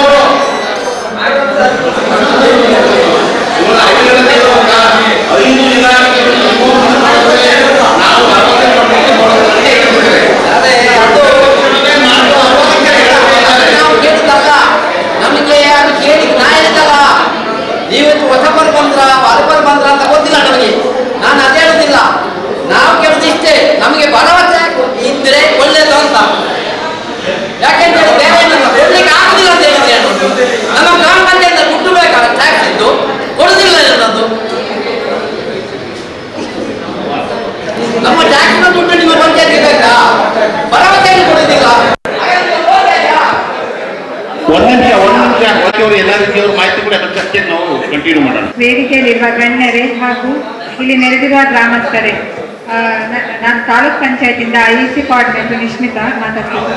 ಸೊ ನಿಮಗೆ ನಾನೀಗ ಮಹಾತ್ಮ ಗಾಂಧಿ ರಾಷ್ಟ್ರೀಯ ಗ್ರಾಮೀಣ ಉದ್ಯೋಗ ಖಾತ್ರಿ ಯೋಜನೆ ಬಗ್ಗೆ ಮಾಹಿತಿ ಕೊಡಲಿಕ್ಕೆ ಬಂದಿದ್ದೇನೆ. ಈ ಯೋಜನೆಯಲ್ಲಿ ಮುಖ್ಯವಾಗಿ ವೈಯಕ್ತಿಕ ಕಾಮಗಾರಿಗಳು ಅಂದ್ರೆ ನಿಮ್ಮ ಮನೆಯ ನಿಮ್ಮ ಜಾಗ ಜಮೀನು ಏನಿರ್ತದೋ ಅಲ್ಲಿ ನೀವು ಕಾಮಗಾರಿಗಳನ್ನು ಮಾಡುವಂಥದ್ದು. ಹಾಗೆ ಇನ್ನೊಂದು ಸಾರ್ವಜನಿಕ ಕಾಮಗಾರಿಗಳಿರುವುದು. ಈಗ ವೈಯಕ್ತಿಕ ಕಾಮಗಾರಿಗಳನ್ನು ನಿಮ್ಮ ಜಮೀನಲ್ಲಿ ಅಥವಾ ನಿಮ್ಮ ತೋಟದಲ್ಲಿ ಯಾವೆಲ್ಲ ಕಾಮಗಾರಿಗಳನ್ನು ನೀವು ಮಾಡ್ಬೋದು ಅಂತ ಹೇಳಿದ್ರೆ, ಒಂದು ತೆರೆದ ಬಾವಿ ರಚನೆ, ಇನ್ನೊಂದು ಕೃಷಿ ಹೊಂಡ ರಚನೆ, ಇಂಗುಗುಂಡಿ ರಚನೆ ಅಂದ್ರೆ ಒಂದು ಇಂಗುಗುಂಡಿ ಮತ್ತೆ ಬಚ್ಚಲು ಗುಂಡಿ ಎರಡು ಇದೆ. ಬಚ್ಚಲು ಗುಂಡಿ ಏನಂತ ಹೇಳಿದ್ರೆ, ಈಗ ನಾವು ಯೂಶ್ವಲಿ ಮನೆಯಲ್ಲಿ ಪಾತ್ರೆ ತೊಳೆದ ನೀರು ಇರ್ಬೋದು, ಸ್ನಾನ ಮಾಡಿದಿರ್ಬೋದು, ಏನು ವೇಸ್ಟ್ ವಾಟರ್ ಇರ್ತಂದ್ರೆ ಟಾಯ್ಲೆಟ್ಗೆ ಬಿಟ್ಟು ಉಳಿದಂತಹ ವೇಸ್ಟ್ ವಾಟರನ್ನು ಮನೆಯ ಹತ್ತಿರವೇ ಒಂದು ಗುಂಡಿ ಮಾಡಿ ಆ ಗುಂಡಿ ಅದಕ್ಕೆ ನೀರು ಬಿಡುವಂಥದ್ದು. ಅಂದರೆ ಟಾಯ್ಲೆಟ್ ಬಿಡ್ತರವೇ ಇರ್ತದೆ, ಬಟ್ ಇದರ ಒಳಗೆ ಸಣ್ಣ ಬೇಬಿ ಜೆಲ್ಲಿ ಅದೆಲ್ಲ ಹಾಕ್ಲಿಕ್ಕೆ ಇರ್ತದೆ. ಹಾಗೆ ಕೊಳವೆ ಬಾವಿ ಮರುಪೂರ್ಣ ಘಟಕ, ನಿಮಗೆ ನರೇಗಾದಲ್ಲಿ ಯಾವುದೇ ಹೊಸ ಅಂದರೆ ರಿಪೇರಿಗೆ ಅವಕಾಶ ಇಲ್ಲ ಕಾಮಗಾರಿದು. ಆದರೆ ನಿಮ್ಮಲ್ಲಿ ಈ ಮೊದಲೇ ಏನಾದರೂ ಬೋರ್ವೆಲ್ ಮಾಡಿದ್ದು ಅದು ನಿಷ್ಕ್ರಿಯವಾಗಿದ್ರೆ ಅದಕ್ಕೊಂದು ಮರುಪೂರಣ ಘಟಕ ಅಂತ ಮಾಡಲಿಕ್ಕೆ ಅವಕಾಶ ಇದೆ. ಹಾಗೆ ದನ ಸಾಕೋರಿದ್ರೆ ನಿಮಗೆ ದನದ ಹಟ್ಟಿ ಮಾಡ್ಕೊಳ್ಬೋದು, ಮತ್ತೆ ಕೋಳಿ ಶೆಡ್ ಮಾಡ್ಬೋದು. ಹಾಗೆ ಎರೆಹುಳ ಗೊಬ್ಬರ ತೊಟ್ಟಿ, ಮತ್ತೆ ಜೈವಿಕ ಅನಿಲ ಘಟಕ, ಮತ್ತೆ ಬಸಿ ಕಾಲುವೆ ಅಂದ್ರೆ ಇಲ್ಲಿ ಯಾರಾದ್ರು ಅಡಿಕೆ ತೋಟ ಕೃಷಿಕರಿದ್ರೆ ಅವರಿಗೆ ಅಂದ್ರೆ ಗೊತ್ತಿರ್ತದೆ, ಈ ಎರಡು ಗಿಡಗಳ ನಡುವೆ ನೀರು ಹೆಚ್ಚುವರಿ ನೀರು ಹೋಗ್ಲಿಕ್ಕೆ ಒಂದು ಉಜಿರೆ ಕಣಿ ತರ ಮಾಡುವಂಥದ್ದು, ಅದಕ್ಕೆ ಸಹ ನರೇಗಾದಲ್ಲಿ ಅವಕಾಶ ಇದೆ. ಹಾಗೆ ಕುರಿ ಮತ್ತು ಹಂದಿ ಶೆಡ್ ಮಾಡಲಿಕ್ಕೂ ಅವಕಾಶ ಇದೆ. ಇನ್ನು ಕೃಷಿಗೆ ಸಂಬಂಧಪಟ್ಟಂತಹ ಕಾಮಗಾರಿಗಳನ್ನು ನೀವು ಮಾಡ್ತೀರಂತಾದ್ರೆ, ಒಂದು ಅಡಿಕೆ ಕೃಷಿ, ತೆಂಗು ಕೃಷಿ, ಕಾಳುಮೆಣಸು ಕೃಷಿ, ಕೊಕ್ಕೋ ಕೃಷಿ, ಸೀತಾಫಲ ಕೃಷಿ, ವೀಳ್ಯದೆಲೆ ಕೃಷಿ, ಗೇರು ಕೃಷಿ, ಮಲ್ಲಿಗೆ ಕೃಷಿ, ತಾಳೆ ಕೃಷಿ, ಮಾವು ಸಪೋಟ ಕೃಷಿ, ಗುಲಾಬಿ ಕೃಷಿ, ಪೇರಳೆ, ಪಪ್ಪಾಯ ಕೃಷಿ, ನುಗ್ಗೆ ಕೃಷಿ, ರಂಬೂಟನ್ ಕೃಷಿ, ಡ್ರ್ಯಾಗನ್ ಫ್ರೂಟ್ ಕೃಷಿ, ಅಂಜೂರ ಕೃಷಿ, ಅಂಗಾಂಶ ಬಾಳೆ ಕೃಷಿ. ಇಲ್ಲಿ ಏನಂತ ಹೇಳಿದ್ರೆ, ಆ ಗಿಡಕ್ಕೆ ನಾವೇನು ಅಮೌಂಟ್ ಕೊಡುವಂಥದ್ದಲ್ಲ, ಆ ಗಿಡಕ್ಕೆ ನೀವು ಮಾಡುವ ಗುಂಡಿ ಏನಿರ್ತದೆ ಅದಕ್ಕೆ ಅದರ ಅಳತೆಗೆ ತಕ್ಕಂತೆ ಅಮೌಂಟನ್ನು ಕೊಡ್ತೇವೆ. ಇಲ್ಲಿ ವೈಯಕ್ತಿಕ ಕಾಮಗಾರಿಗಳನ್ನು ಮಾಡಿಕೊಳ್ಬೇಕಾದ್ರೂ ಕೆಲವೊಂದು ಅರ್ಹತೆ ಮತ್ತು ಮಾನದಂಡ ಇರ್ತದೆ. ಏನಂತ ಹೇಳಿದ್ರೆ, ಒಂದು ಪರಿಶಿಷ್ಟ ಜಾತಿ ಪರಿಶಿಷ್ಟ ಪಂಗಡದವರಾಗಿರ್ಬೇಕು, ಅಲೆಮಾರಿ ಬುಡಕಟ್ಟು ಅವರಾಗಿರ್ಬೇಕು. ಹಾಗೆ ಮಹಿಳಾ ಪ್ರಧಾನ ಕುಟುಂಬ ಅಂದ್ರೆ ಒಂದು ಮಹಿಳೆಯು ಒಂದು ಕುಟುಂಬವನ್ನು ನೋಡ್ಕೊಳ್ತಿದ್ದು, ಅವರ ಮನೆಯಲ್ಲಿ ಪುರುಷರಿದ್ರೆ ಅಂದ್ರೆ ಅವರು ಕೆಲಸ ಮಾಡಲಿಕ್ಕೆ ಶಕ್ತರಲ್ಲದ ಪರಿಸ್ಥಿತಿ, ಅಂದ್ರೆ ಮಕ್ಕಳಿದ್ದವರು 18 ವರ್ಷಕ್ಕಿಂತ ಕೆಳಗಿನವರಾಗಿದ್ರೆ ಅದನ್ನು ಮಹಿಳಾ ಸಾರ್ವಜನಿಕ ಕುಟುಂಬ ಅಂತ ಹೇಳ್ತೇವೆ. ಆ ಕುಟುಂಬದವರಿಗೆ ಸಹ ಅವಕಾಶ ಇದೆ. ಹಾಗೆ BPL ಕಾರ್ಡ್ ಹೋಲ್ಡರ್ಸ್, ಇನ್ನು APL ಕಾರ್ಡ್ ಹೋಲ್ಡರ್ಸ್ ಅಂದ್ರೆ ಅವರಲ್ಲಿ ಸಣ್ಣ ಮತ್ತು ಅತಿ ಸಣ್ಣ ರೈತ ಪ್ರಮಾಣ ಪತ್ರ ಇರಬೇಕು. ನಿಮಗೆ ಗೊತ್ತಿರುವಾಗ ಇಲ್ಲಿ ಆಲ್ಮೋಸ್ಟ್ ಕೆಲವರು ಇರ್ಬೋದು ಇದರ ಫಲಾನುಭವಿಗಳು. ಈ ಹಿಂದೆ ಹೇಗಿತ್ತು ಅಂತ ಹೇಳಿದ್ರೆ, ನೀವು ನರೇಗಾದಲ್ಲಿ ಏನಾದರೂ ಕಾಮಗಾರಿಗಳನ್ನು ಮಾಡ್ಕೊಳ್ಳೋದಾದ್ರೆ ಪಂಚಾಯತಿಗೆ ಬಂದು ಅರ್ಜಿ ಸಲ್ಲಿಸಿ ನಂತರ ಕಾಮಗಾರಿ ಪ್ರಾರಂಭಿಸುವಂಥದ್ದಿತ್ತು. ಆದರೆ ಇತ್ತೀಚಿನ ದಿನಗಳಲ್ಲಿ ಹೇಗಂತ ಹೇಳಿದ್ರೆ, ಮುಂದಿನ ಆರ್ಥಿಕ ವರ್ಷಕ್ಕೆ ನೀವು ಹಿಂದಿನ ವರ್ಷವೇ ಕೊಡ್ಬೇಕು. ಅಂದ್ರೆ ಈಗ ಮುಂದೆ ಏನಾದರೂ ನೀವು ಕಾಮಗಾರಿಗಳನ್ನು ಕೈಗೊಳ್ಬೇಕಂತಿದ್ರೆ ಈ ವರ್ಷದಲ್ಲಿ ಕೊಡುವಂಥದ್ದು. ಹಾಗಂದ್ರೆ ನೀವು ಪಂಚಾಯತಿಗೆ ಬಂದಂದ್ರೆ ಅದಕ್ಕೆ ಕಾಯ್ಬೇಕಂತೇಳಿಲ್ಲ, ನೀವು ನಿರಂತರವಾಗಿ ಪಂಚಾಯತಿಗೆ ಬಂದು ಅರ್ಜಿಯನ್ನು ಸಲ್ಲಿಸಬಹುದು. ಅವರು ಸ್ಟೇಟಿಂದ ಅಥವಾ ಜಿಲ್ಲಾ ಪಂಚಾಯತಿಂದ ಏನಾದರೂ ಹೆಚ್ಚುವರಿ ಅಂತ ಕೇಳಿದಾಗ ನೀವು ಕೊಟ್ಟಂತ ಅರ್ಜಿಯನ್ನು ಅಲ್ಲಿ ಮೂವ್ ಮಾಡ್ತಾರೆ. ಆಗ ನಿಮಗೆ ಕಾಮಗಾರಿಗಳನ್ನು ಪ್ರಾರಂಭಿಸಬಹುದು. ಏನಾದರೂ ಕೇಳಿಕ್ಕಿದೆಯಾ? ಧನ್ಯವಾದಗಳು ಮೇಡಮ್. ಮಾತನಾಡಲು ಅವಕಾಶ ನೀಡಿದ್ದಕ್ಕೆ ಧನ್ಯವಾದ. ಆರೋಗ್ಯ ಇಲಾಖೆಯವರು ತಮ್ಮ ಇಲಾಖೆಯಿಂದ ಯಾವ ಸವಲತ್ತುಗಳು ಸಿಗ್ತದೆ ಮಾಹಿತಿ ಹಂಚಿಕೊಳ್ಳಿ ಬನ್ನಿ. ನಮಸ್ಕಾರ. ಪ್ರಾಥಮಿಕ ಆರೋಗ್ಯ ಕೇಂದ್ರ ಬೋಳಿಯಾರ್, ಇದರ ವೈದ್ಯಾಧಿಕಾರಿಯಾದ ಡಾಕ್ಟರ್ ಸುನೀತಾ ಅವರ ಬದಲಾಗಿ ನಾನು CHO ಆಗಿರುವಂಥ ಪ್ರಾಥಮಿಕ ಹರೇಕಳ ಗ್ರಾಮದ CHO ಆಗಿರುವ ನಾನು ಮಾತಾಡ್ತಾ ಇದ್ದೇನೆ. ನಮ್ಮ ಪ್ರಾಥಮಿಕ ಆರೋಗ್ಯ ಕೇಂದ್ರ ಬೋಳಿಯಾರ್, ಇಲ್ಲಿ ಕೆಲವೊಂದು ಸವಲತ್ತುಗಳು ನಿಮಗೆ ಸಿಗ್ತವೆ. ಅದರಲ್ಲಿ ನಮ್ಮಲ್ಲಿ ತಿಂಗಳಿಗೆ ಆಗುವಂಥ ಪ್ರೋಗ್ರಾಮ್ಗಳಂತ ಹೇಳಿದರೆ, ಮೊದಲನೇದಾಗಿ ಗಂಡಾಂತರ ಗರ್ಭಿಣಿಯರ ಆರೈಕೆ. ಇದು ಪ್ರತಿ ತಿಂಗಳಲ್ಲಿ ವಾರಕ್ಕೆ 9ನೇ ತಾರೀಕು ಮತ್ತು 24ನೇ ತಾರೀಕಂದು ಇರ್ತದೆ. ಗಂಡಾಂತರ ಮಹಿಳೆಯರ ಟ್ರೀಟ್ಮೆಂಟ್ ಆಗಿದೆ. ಮತ್ತೊಂದು ಏನಂತ ಹೇಳಿದರೆ, ಐ ಕ್ಯಾಂಪ್ ಅಂತ ಹೇಳ್ತೇವೆ, ಕಣ್ಣಿನ ಚಿಕಿತ್ಸೆ. ಇದು 4ನೇ ಮಂಗಳವಾರ ನಮ್ಮ ಆರೋಗ್ಯ ಕೇಂದ್ರದಲ್ಲಿ ದೊರೆಯುತ್ತದೆ. ಮತ್ತೆ ಹೆರಿಗೆ, BPL ಕಾರ್ಡ್ ಇದ್ದ ಹೆರಿಗೆ ಆದವರಿಗೆ, ಹೆಂಗಸರಿಗೆ 600 ರೂಪಾಯಿ. ರೇಷನ್ ಕಾರ್ಡಲ್ಲಿ ಗಂಡನ ಹೆಸರು ಇದ್ದರೆ ಮಾತ್ರ ದೊರೆಯುತ್ತದೆ, ಇಲ್ಲದ್ರೆ ಇಲ್ಲ. ಮತ್ತೆ ನಮ್ಮಲ್ಲಿ ಕುಟುಂಬ ಕಲ್ಯಾಣ ಯೋಜನೆಗಳು ಯಾವುದೆಲ್ಲ ಇದೆ ಅಂತ ನಾವು ಹೇಳಬೇಕಾದ್ರೆ, ಮೊದಲನಾಗಿ ಮಕ್ಕಳಲ್ಲಿ ಏಜ್ ಗ್ಯಾಪ್ ಅನ್ನು ಕಾಪಾಡಿಕೊಳ್ಳಿಕ್ಕೆ ಟ್ಯಾಬ್ಲೆಟ್ಸ್ಗಳು ದೊರೆಯುತ್ತಾ ಇದೆ. ಮಾಲಯನ್ನಾಗಲಿ, ಆಮೇಲೆ ಕಾಪರ್ ಟೀ ಆಗಲಿ, ಚಾಯ ಆಗಲಿ ಆ ಟ್ಯಾಬ್ಲೆಟ್ಸ್ಗಳು ದೊರೆಯುತ್ತವೆ. ಮತ್ತೆ NSV ಪ್ರೋಗ್ರಾಮ್ ಅಂತ ನಾವು ಹೇಳ್ತೇವೆ, ಸಂತಾನಹರಣ ಶಸ್ತ್ರಚಿಕಿತ್ಸೆ. ಇದು ನಮ್ಮ ತಾಲೂಕಲ್ಲೇ ನೋಡ್ಲಿಕ್ಕೆ ಹೋದ್ರೇನೆ ಹರೇಕಳ ಗ್ರಾಮದಲ್ಲಿ ತುಂಬಾ ಕಡಿಮೆನೇ ಇದೆ. ಆಕ್ಚುಲಿ ಸಂತಾನಹರಣ ಶಸ್ತ್ರಚಿಕಿತ್ಸೆ ಮಾಡ್ಲಿಕ್ಕೆ ಹೋದ್ರೆ ಅದಕ್ಕೆ ಪುರುಷರಿಗೆ 1100 ರೂಪಾಯಿ ದೊರೆಯುತ್ತದೆ. ಹಾಗೂ ಅದರಲ್ಲಿ ಮತ್ತೆ ಏನಂತ ಹೇಳಿದ್ರೆ ಮಹಿಳೆಯರಿಗೂ ಕೂಡ ದೊರೆಯುತ್ತದೆ ಸಂತಾನಹರಣ ಶಸ್ತ್ರಚಿಕಿತ್ಸೆಗೆ. ಅದು APL ಮತ್ತೆ BPL ಕಾರ್ಡ್ ವತಿಯಿಂದ ದೊರೆಯುತ್ತದೆ. APL ಕಾರ್ಡ್ ಇದ್ರೆ 600 ರೂಪಾಯಿ, BPL ಕಾರ್ಡ್ ಇದ್ರೆ 600 ರುಪೀಸ್ ಹಾಗೂ APL ಕಾರ್ಡ್ ಇದ್ರೆ 350 ರೂಪಾಯಿ ದೊರೆಯುತ್ತದೆ. ಮತ್ತೆ ನಮ್ಮಲ್ಲಿ ಮಕ್ಕಳ ಇಂಜೆಕ್ಷನ್ ಇರಲಿ ಅದನ್ನ ನಾವು ಇಲ್ಲಿ ಹರೇಕಳ ಗ್ರಾಮದಲ್ಲಿ A ಮತ್ತು B ಡಿವೈಡ್ ಮಾಡಿಕೊಂಡು 2 ತರ ನಡೀತಾ ಇದೆ. ಇಲ್ಲಿ ಹೊಸದಾಗಿ ಆಗಿರುವಂತಹ ಹಾಸ್ಪಿಟ್ಲಲ್ಲಿ ಮೊದಲನೆಯ ಬುಧವಾರ ಮತ್ತು 3ನೇ ಬುಧವಾರ ಅಂದ್ರೆ ತಿಂಗಳಲ್ಲಿ 2 ಸಲ ನಡೆಯುತ್ತಾ ಇದೆ. ಮತ್ತೆ ಇನ್ನೊಂದು RI ಸೆಷನ್ನ ನಾವು ಇದರ ಹಿಂಭಾಗದಲ್ಲಿ ಇರುವಂತಹ ಆರೋಗ್ಯ ಕೇಂದ್ರದಲ್ಲಿ ಮಂಗಳವಾರ ತಿಂಗಳಿಗೆ 2ನೇ ಮಂಗಳವಾರ ನಡೆಯುತ್ತಾ ಇದೆ ಇದು RI ಸೆಷನ್. ಮತ್ತೆ ಈಗ ಹೊಸದಾಗಿ ನಮ್ಮಲ್ಲಿ ಬಂದ ಯೋಜನೆಗಳು ಏನಂತ ಹೇಳಿದ್ರೆ, ಮೊದಲನೇದಾಗಿ ಇದು ಗೃಹ ಆರೋಗ್ಯ ಯೋಜನೆ. ಇದು ಈಗ ಸ್ಟಾರ್ಟ್ ಆಗ್ಲಿಕ್ಕೆ ನಮ್ಗೆ ಮೆಡಿಸಿನ್ಸ್ ಎಲ್ಲ ಬಂದಿದೆ. ಇದರಲ್ಲಿ ಯಾವುದೆಲ್ಲ ನಿಮ್ಗೆ ಟ್ರೀಟ್ಮೆಂಟ್ಗಳು ದೊರೆಯುತ್ತವೆ ಅಂತ ಹೇಳಿದ್ರೆ, ಮೊದಲನೇದಾಗಿ BP ಇರಲಿ, ಶುಗರ್, ಮತ್ತೆ ಶುಗರ್ ಇಂದ ಆಗಿರುವ ಕಾಲಿಗೆ ಗಾಯ ಹುಣ್ಣು ಆಗಿರುವುದಕ್ಕೆ ಟ್ರೀಟ್ಮೆಂಟ್ ಇರಲಿ, ಮತ್ತೆ ಅದರಿಂದ ಶುಗರ್ ಜಾಸ್ತಿಯಾಗಿ ಕಣ್ಣಿನಲ್ಲಿ ಏನಾದರೂ ಪ್ರಾಬ್ಲಮ್ ಇದ್ರೆ ಅದಕ್ಕೆ ಟ್ರೀಟ್ಮೆಂಟ್, ಮತ್ತೆ ಕಿಡ್ನಿ ಡಿಸೀಸ್, ಕಿಡ್ನಿಯಲ್ಲಿ ಏನಾದರೂ ಪ್ರಾಬ್ಲಮ್ ಆಗಿದ್ರೆ, ಮತ್ತೆ ಲಿವರಲ್ಲಿ, ಮತ್ತೆ ಲಂಗ್ಸ್ ಶ್ವಾಸಕೋಶದಲ್ಲಿ ಉಸಿರಾಟದ ತೊಂದರೆಗಳು ಆ ಥರ ಇದ್ದಲ್ಲಿ ಕೂಡ ಸಮಸ್ಯೆಗಳು ಇದ್ದಲ್ಲೂ ಕೂಡ ಟ್ರೀಟ್ಮೆಂಟ್ ದೊರೆಯುತ್ತದೆ. ಮತ್ತೆ ಕೆಲವೊಂದು ಮಾನಸಿಕ ಸಮಸ್ಯೆಗೆ, ಮತ್ತೆ ನಿದ್ದೆ ಬಾರದೆ ಇದ್ದ ಸಮಸ್ಯೆಗೆ, ಮತ್ತೆ ಮೇನ್ ಆಗಿ ಕ್ಯಾನ್ಸರ್ ಟ್ರೀಟ್ಮೆಂಟ್ ಅಂತ ಹೇಳ್ಬೋದು ನಾವು. ಅದರಲ್ಲಿ ಓರಲ್ ಕ್ಯಾನ್ಸರ್, ಬ್ರೆಸ್ಟ್ ಕ್ಯಾನ್ಸರ್ ಮತ್ತೆ ಸರ್ವೈಕಲ್ ಕ್ಯಾನ್ಸರ್ ಅಂತ ನಾವು 3 ಕ್ಯಾನ್ಸರ್ ತರ ಟ್ರೀಟ್ಮೆಂಟ್ ದೊರೆಯುತ್ತದೆ. ಮತ್ತೆ ಏನಂತ ಹೇಳಿದ್ರೆ, ಈಗ ನಾವು ನೋಡ್ಲಿಕ್ಕೆ ಹೋದ್ರೆ ಹೆಂಗಸರಲ್ಲಿ ಅಥವಾ ಗಂಡಸರಾಗ್ಲಿ ಈಗ ಎನಿಮಿಯಾ ಪ್ರಾಬ್ಲಮ್ ಅಂದ್ರೆ ರಕ್ತ ಕಡಿಮೆ ಇರುವಂತದ್ದು ಜಾಸ್ತಿ ಆಗ್ತಾ ಇದೆ. ಆದ್ರಿಂದ 19 ರಿಂದ 29 ವರ್ಷದವರಿಗೆ ಎನಿಮಿಯಾ ಟ್ರೀಟ್ಮೆಂಟ್ ಅಂತ ದೊರೆಯುತ್ತದೆ. ಮತ್ತೆ ನರದ ಪ್ರಾಬ್ಲಮ್ ಯಾವುದಾದ್ರೂ ಇದ್ರೆ ನರದ ಪ್ರಾಬ್ಲಮ್ಗೆ ಕೂಡ ಟ್ರೀಟ್ಮೆಂಟ್ ದೊರೆಯುತ್ತದೆ. ಇದು ಮೇನ್ ಆಗಿ ಏನಂತ ಹೇಳಿದ್ರೆ, ನಾವು ಆರೋಗ್ಯ ಕೇಂದ್ರದಲ್ಲಿ ಇದಕ್ಕೆ ಪ್ರಥಮ ಚಿಕಿತ್ಸೆ ಅಥವಾ ಇದು ಕಾಯಿಲೆಯನ್ನ ಐಡೆಂಟಿಫೈ ಮಾಡ್ತೇವೆ. ಇದನ್ನ ಕಾಯಿಲೆಯನ್ನ ಐಡೆಂಟಿಫೈ ಮಾಡಿಕೊಂಡು ಮತ್ತೆ ಪ್ರಾಥಮಿಕ ಆರೋಗ್ಯ ಕೇಂದ್ರಕ್ಕೆ ನಾವು ರೆಫರ್ ಮಾಡ್ತೇವೆ. ಈ ಕಾಯಿಲೆಯಲ್ಲಿ ಏನಾದರೂ ಸಿಂಪ್ಟಮ್ಸ್ ಕಂಡು ಬಂದ್ರೆ ಮತ್ತೆ ಇದನ್ನ ರೆಫರ್ ಮಾಡಿ ಅಲ್ಲಿ ವೈದ್ಯಾಧಿಕಾರಿ ಅವರು ಇದಕ್ಕೆ ಏನು ಟ್ರೀಟ್ಮೆಂಟ್ ಬೇಕೋ ಅದನ್ನ ಒದಗಿಸಿ ಅದಕ್ಕೆ ಜಾಸ್ತಿ ಟ್ರೀಟ್ಮೆಂಟ್ಗಾಗಿ ಅವರು ಹೈಯರ್ ಅಥಾರಿಟಿ ಅಂದ್ರೆ ಡಿಸ್ಟ್ರಿಕ್ಟ್ ಹಾಸ್ಪಿಟ್ಲಿಗೆ ಇರಲಿ ಅಥವಾ ತಾಲೂಕು ಹಾಸ್ಪಿಟ್ಲಿಗೆ ರೆಫರ್ ಮಾಡ್ತಾರೆ. ಇಷ್ಟು ಯೋಜನೆಗಳು ನಮ್ಮ ಆರೋಗ್ಯ ಇಲಾಖೆಯಲ್ಲಿ ಇವೆ. ಹೇಳಿ ಸರ್. ಮೇಡಮ್ ಅವ್ರಿಗೆ ರೋಗಿಗಳಿರ್ತಾರೆ, ಅವ್ರಿಗೆ ಏನಾದ್ರು ಟ್ರೀಟ್ಮೆಂಟು, ಮೆಡಿಸಿನ್, ಇಂಜೆಕ್ಷನ್ಗಳು ಅವೇನು ಕೊಡ್ಲಿಕ್ಕಿದ್ರೆ ತಾತ್ಕಾಲಿಕ ಒಂದು ವ್ಯವಸ್ಥೆ ಮಾಡಿ. PDO ಅವರು ಬರೆದು ಅವರು ಪ್ರೊಸೆಸ್ ಮಾಡ್ತಾರೆ, ಬೇರೆ ನಮ್ಮ ನೇಮಕ ಮಾಡಲಿಕ್ಕೆ ಮಾಡ್ತಾರೆ. ಅಲ್ಲಿವರೆಗೆ ನೀವು ತಕ್ಷಣವಾಗಿ ಏನಾದ್ರು ಒಬ್ಬರನ್ನ ನಿಯೋಜನೆ ಮಾಡಿ ಈ ವಿಷಯನ ವೈದ್ಯಾಧಿಕಾರಿ ಅವರಿಗೆ ತಿಳಿಸ್ತೇನೆ, ಅವರ ಮುಖಾಂತರ. ತಿಂಗಳಿಗಂತಲ್ಲ, ಈಗ ನಾವು ಒಂದೊಂದು ಏರಿಯಾದ್ದು ಮಾಡ್ತೇವೆ. ಈಗ ನಾವು ಫೀಲ್ಡಿಗೆ ಹೋಗ್ತೇವೆ, ಆ ಏರಿಯಾದ್ದು ಮತ್ತೆ ಹಾಗೆ ಏನಾದರೂ ಅವರಿಗೆ ಪರ್ಟಿಕ್ಯುಲರ್ ಆಗಿ ಈಗ ಟೆಸ್ಟ್ ಮಾಡ್ಬೇಕಂತ ಅನಿಸಿದ್ರೆ ಅವರ ಮನೆಯದ್ದು ಅವರು ನಮ್ಗೆ ಇನ್ಫಾರ್ಮ್ ಮಾಡಿದ್ರೆ ನಾವು ಬಂದು ಲೀವ್ ತಗೊಂಡು ಹೋಗಿ ಟೆಸ್ಟ್ ಮಾಡ್ತೇವೆ. ಇಲ್ಲಾಂದ್ರೆ ಅವರು ಲೀವ್ ತಗೊಂಡು ಹೋಗಿ ಆರೋಗ್ಯ ಕೇಂದ್ರಕ್ಕೆ ಆ ಥರ ಇದು ಮಾಡ್ಬೇಕಾಗ್ತದೆ. Okay, thank you madam. Thank you sir. ಈ ಸಂಬಂಧವಾಗಿ ನಾವು 1 ವರ್ಷದಿಂದಲೂ ಸತತ ಪ್ರಯತ್ನ ಪಡ್ತಾ ಇದ್ದೀವಿ ಅಂತ ತಿಳಿಸಿರ್ತಾರೆ. ಅತಿ ಮುಖ್ಯವಾಗಿ ಅದನ್ನು ಬರೆದು ಬಿಡಿ. ಏನಂತ ಬರೀರಿ, ಇದನ್ನ 5 ಇಲಾಖೆಯವರಿಗೆ ಕೂಡಲೇ ಪತ್ರ ವ್ಯವಹಾರವನ್ನು ನಡೆಸಿ ಅವರಿಂದ NOCಯನ್ನು ಪಡೆದು ತುರ್ತಾಗಿ ಕ್ರಮ ವಹಿಸಲು ಅಧ್ಯಕ್ಷರು, ಉಪಾಧ್ಯಕ್ಷರು ಮತ್ತು ಎಲ್ಲ ಧರ್ಮ ಸದಸ್ಯರು ಕ್ರಮ ವಹಿಸುವುದು. PDO ಅವರು ಕೂಡ ಈ ಬಗ್ಗೆ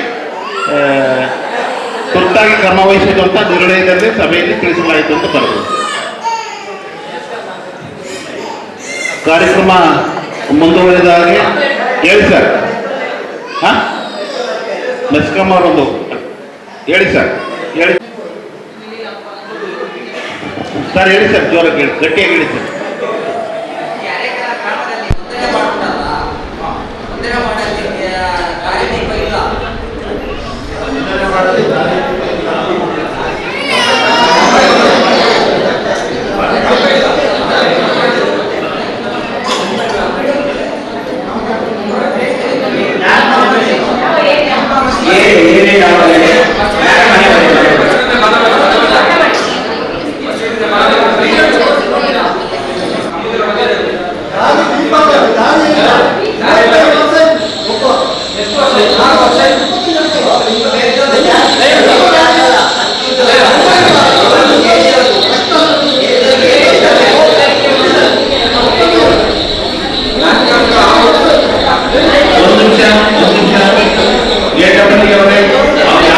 ಪತ್ರವನ್ನ ಇರ್ತದೆ, ಅದನ್ನು ಮಾರ್ಕ್ ಮಾಡಿಕೊಂಡು ನಿಮ್ಮ ಪತ್ರವನ್ನು ಬರೆದು ಅಧ್ಯಕ್ಷ ನಿಮ್ಮ ವ್ಯಾಪ್ತಿಯನ್ನು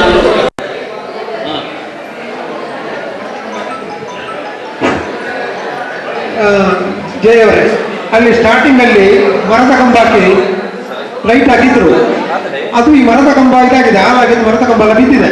ಮೊನ್ನೆ ತಾವು ನಿಮ್ಮ ಹತ್ರ ಹೇಳಿದಾಗ ನೀವು ಹೇಳಿದ್ದೀರಿ ಮರದ ಕಂಬ ಹಾಕೋದು ಬೇಡ ಅಂತ ಹೇಳಿದ್ದೀರಿ. ಮತ್ತೆ ನೀವು ನಮಗೆ ಭರವಸೆ ಕೊಟ್ಟರೆ ಅಲ್ಲ, ನಾನು ಕಂಬ ಮಾಡಿಕೊಡ್ತೇನೆ ಅಂತ ಹೇಳಿದ್ದೀನಿ ನೀವು. ಅಲ್ಲಲ್ಲ ಎಲ್ಲಿದ್ದು ಹೇಳಿದ್ದೀರ.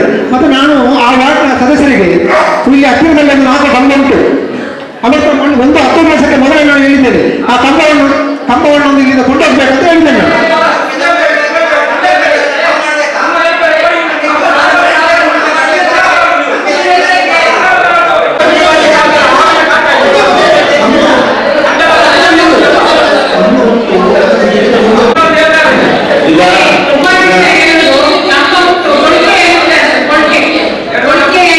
ತುಂಡಾದ ಕಂಬ ಉಂಟು,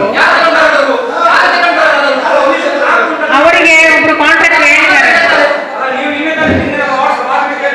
ಅದು ಬೈತಾರೆ, ಇದು ನಾಳೆ ಬರ್ತಾರೆ, ಬೈತಾರೆ, ಅದು ನಾಳೆ ಬರ್ತಾರೆ. ಇಲ್ಲ ನಾಳೆ ಕೂತು ಮಾತಾಡಿ. ಒಂದು ನಿಮಿಷ ಸರ್. ಇವಾಗ ಕಂಬಗಳನ್ನ 2 ವಿಧಗಳ ಕಂಬಗಳಿದೆ. ಒಬ್ಬರು ಪ್ರೈವೇಟ್ಗೆ ಹಾಕಿರ್ತಾರೆ ಕಂಬಗಳನ್ನ, ಇನ್ನೊಂದು ಮೆಸ್ಕಾಂ ಇಲಾಖೆಯಿಂದಲೇ ಹಾಕಿರ್ತಾರೆ.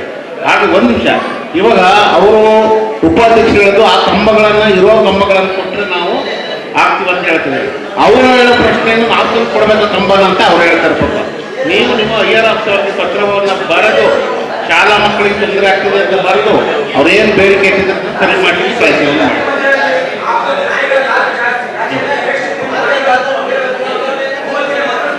ಒಂದು ನಿಮಿಷ ಅದನ್ನು ನೀವು ಮೊದಲು ಕಂಪ್ಯೂಟರ್ ಬರ್ಕೊಂಡು ನೀವು ಸಾಲ್ವ್ ಮಾಡಬೇಕು. ನೆಕ್ಸ್ಟ್ ಗ್ರಾಮ ಸಭೆ 3 ತಿಂಗಳಿಗೆ ಮತ್ತೆ ಕರೀತಾರೆ. ನನ್ನೇ ಗ್ರಾಮ ಸಭೆ ನೋಡಲ್ ಅಧಿಕಾರಿ ಕೊಡ್ತೀನಿ, ಮತ್ತೆ ಅವ್ರು ಕೇಳ್ತಾರೆ ಇದೆ ಮಾತು ಹೇಳಿದ್ರಿ ಅಂತ. ಒಂದು ನಿಮಿಷ ತಡ್ರಿ ಸರ್. ಇದು ಮೆಸ್ಕಾಂ ಅವರು ಅದನ್ನು ಬರ್ಕೊಬಿಟ್ಟು ಅವ್ರ ಲೈಟ್ ವ್ಯವಸ್ಥೆಯನ್ನು ಮಾಡಿ. ಎರಡನೇದಾಗಿ ನಾಯಿಗಳ ಅವಳಿ ಜಾಸ್ತಿ ಆಗಿದೆ ಅಂತ ಹೇಳಿದ್ರೆ,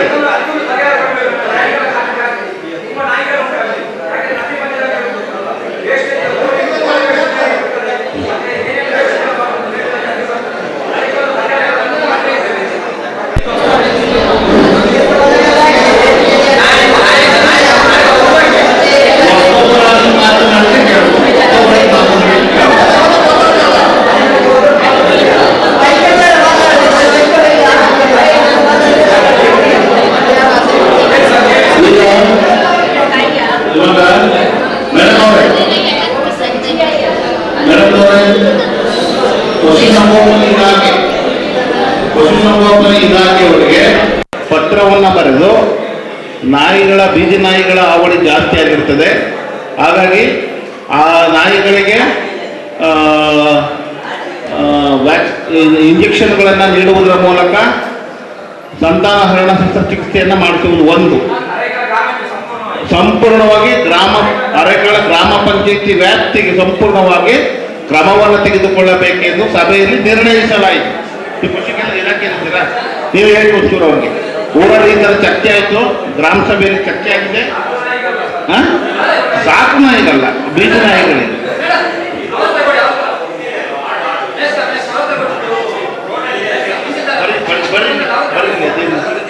ಹೇಳಿ ಮಾತಾಡಿ.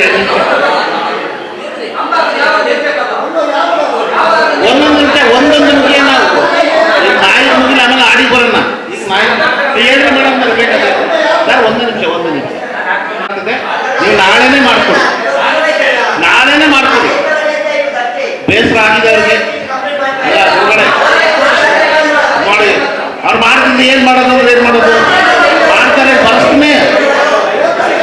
ಅಲ್ಲಿ ಸಭಾ ನಡವಳಿ ಪುಸ್ತಕದಲ್ಲಿ ನಾನು ಬರ್ಸ್ತೀನಿ. ಪೂರ್ಣ ಪಿಕ್ಚರ್ ನಿಮಗೆ ಗೊತ್ತುಂಟಾ? ನೀವು ನಾಳೆ ಆಗ್ತೀರಾ ಅಂತ ಹೇಳಿದ್ದೀರಲ್ಲ. ನಿಮ್ದು ನನ್ಗೆ ಗೊತ್ತಿರೋ ಪ್ರಕಾರ ನಿಮ್ದು ಆಲ್ರೆಡಿ ಟ್ರಾನ್ಸ್ಫರ್ ಆಗಿದೆ. ನೀವು ನಾಳೆ ಹೋದ್ರು ಹೋಗ್ಬೋದು. ನಾನು ಲಾಸ್ಟ್ ಟೈಮ್ ನಾನು ಪ್ರೆಸಿಡೆಂಟ್ ಇರುವಾಗ ಅಲ್ಲಿಗೆ ಜೈ ಬಂದಿದ್ದಾರೆ, AW ಬಂದಿದ್ದಾರೆ, ಇವರೆಲ್ಲರೂ ಕೂಡ ಇದ್ದಾರೆ. ನಜೀರ್ ಅವರೇ ಸ್ವಲ್ಪ ನಿಲ್ಲಿ, ನಾನು ಹೇಳ್ತೇನೆ. ಈಗ ನಮಗೆ ಅಲ್ಲಿ ಬೇಕಾದದ್ದು ದಾರಿದೀಪ. ದಾರಿದೀಪದ ಸಮಸ್ಯೆ ಇರುವುದು. ನೀವು ಮೆಸ್ಕಾಮಿಂದ ಇವತ್ತು ಕಂಬ ಹಾಕ್ಲಿಕ್ಕೆ ನೀವು ರೆಡಿ ಸರ್? ಇವಾಗ ಮರದ ಕಂಬ ಇರೋದು ಹೋಗಿದೆ ಸರ್, ಬೈತಾ ಇರೋದು ನಾಳೆಗೆ ಬರ್ತಾರೆ. ಅದೇ ಅವರು ಕೇಳೋದು ಬೈತಾ ಇರುತ್ತೆ, ನೀವು ಹೇಳೋದು ಸರ್. ಅವರಿಗೆ ದಿಶಾ ಅಂತೇಳಿ ಗಣೇಶ್ ಎಲೆಕ್ಟ್ರಿಕಲ್ಸ್ ಅವ್ರಿಗೆ ಹೇಳಿದ್ವಿ ಸರ್, ನಾಳೆ ಬರ್ತಾರೆ, ಅದನ್ನ ಮಾಡಿ. ಅಲ್ಲಿ ಪ್ರಾಬ್ಲಮ್ ಏನಾಗಿದೆ ಅಂದ್ರೆ ಲಾಸ್ಟ್ ಟೈಮ್ AW ಬಂದಾಗ ಆ ಪ್ರದೇಶದಲ್ಲಿ ನಮಗೆ ಸೀಟ್ ಲೈಟ್ ಲೈನ್ ಅಂತ ಬರ್ತದೆ. ನಾಳೆ ನೀವು ಎಸ್ಟಿಮೇಟ್ ಮಾಡಿ ನೀವು ಪಂಚಾಯತ್ನಿಂದ ಹಣ ಕಟ್ಟಿ 1 ಲಕ್ಷ ಕಟ್ಟಿ ಅಂತ ಹೇಳಿದಾಗ ಇಲ್ಲಿ ಆಗುದಿಲ್ಲ. ಇನ್ನೊಂದು ವಿಷಯ ಏನಂತ ಹೇಳಿದ್ರೆ, ಈಗ ನಮ್ಗೆ ನೀವು ಮಾಡಿಕೊಡ್ಬೇಕಾದ ಇಷ್ಟೇ, ನಾವು ಅಲ್ಲಿ ನಿಮ್ದು ಇಡೀ ಕಂಬ ಬೇಕಾಗಲಿಲ್ಲ, ನಮ್ಗೆ ಮುಕ್ಕಾಲು ಕಂಬ ಅದು ಪರವಾಗಿಲ್ಲ, ಒಂದು 5-6 ಕಂಬ ತರಬೇಕು. ಅದರಿಂದ ವಯರ್ ಏನಾದರೂ ವ್ಯವಸ್ಥೆ ಮಾಡಿ ನಾವು ಪಂಚಾಯತ್ನಿಂದ ಅಲ್ಲದೆ ನಾವು ಸೇರಿಕೊಂಡು ನಾವು ಮಾಡ್ತೇವೆ. ಮಸೀದಿಗೆ ಸಂಬಂಧಪಟ್ಟ ಲೈಟ್ ಇದು ವ್ಯವಸ್ಥೆ ನಾವು ಮಾಡಿಕೊಡ್ತೇವೆ. ಕಂಬ ತಂದು ಹಾಕುವಂತಹ ಜವಾಬ್ದಾರಿ ನೀವು ಮಾಡ್ಬೇಕು. ಆಯ್ತು ಸರ್. ಕಂಬ ತಂದು ಮತ್ತೆ ಅಲ್ಲಿ ಈ ಲೈನ್ ಹೊಡೆಯುವುದಲ್ಲ, ಕಂಬ ಹಾಕಿದ್ದಾರೆ. ಇವರು ಎಷ್ಟು ಅವರಿದ್ದಾರೆ ಅಲ್ಲಿ, ಮಾಮೂದ್ ಇದ್ದಾರೆ, ಎಷ್ಟೋ ಮರದ ಕಂಬ ಹಾಕಿಕೊಂಡು ಲೈಟ್ ಹಾಕಿದ್ದಾರೆ. ಇವರು ಎಲ್ಲ ಕೆಲಸ ಮಾಡಿದವರು ಇಲ್ಲಿ. ಪ್ರಾಬ್ಲಮ್ ಏನಾಗಿದೆ ಅಂದ್ರೆ ಮರದ ಕಂಬ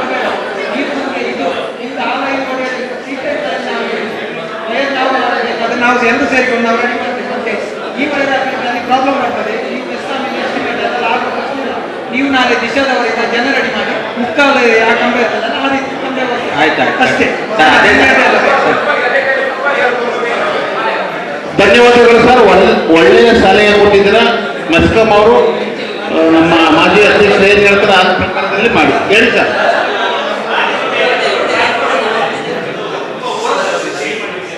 ಯಾವುದು ಸರ್?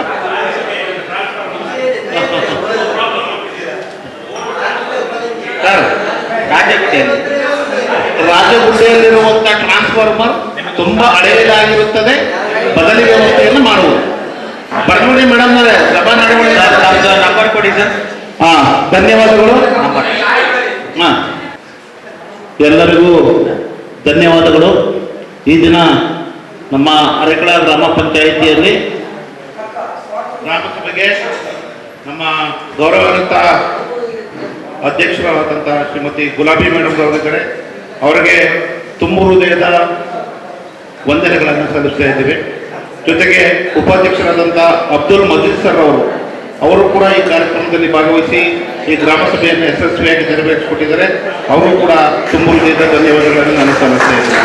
ಅದೇ ರೀತಿ ನಮ್ಮ ವೇದಿಕೆಯಲ್ಲಿ ಆಸೀನರಾಗಿರುವಂಥ ಎಲ್ಲ ಗೌರವಾನ್ವಿತ ಜನಪ್ರತಿನಿಧಿಗಳಿಗೂ ಕೂಡ ತುಂಬ ಹೃದಯದ ವಂದನೆಗಳನ್ನು ನಾವು ಸಲ್ಲಿಸ್ತಾ ಇದ್ದೀವಿ.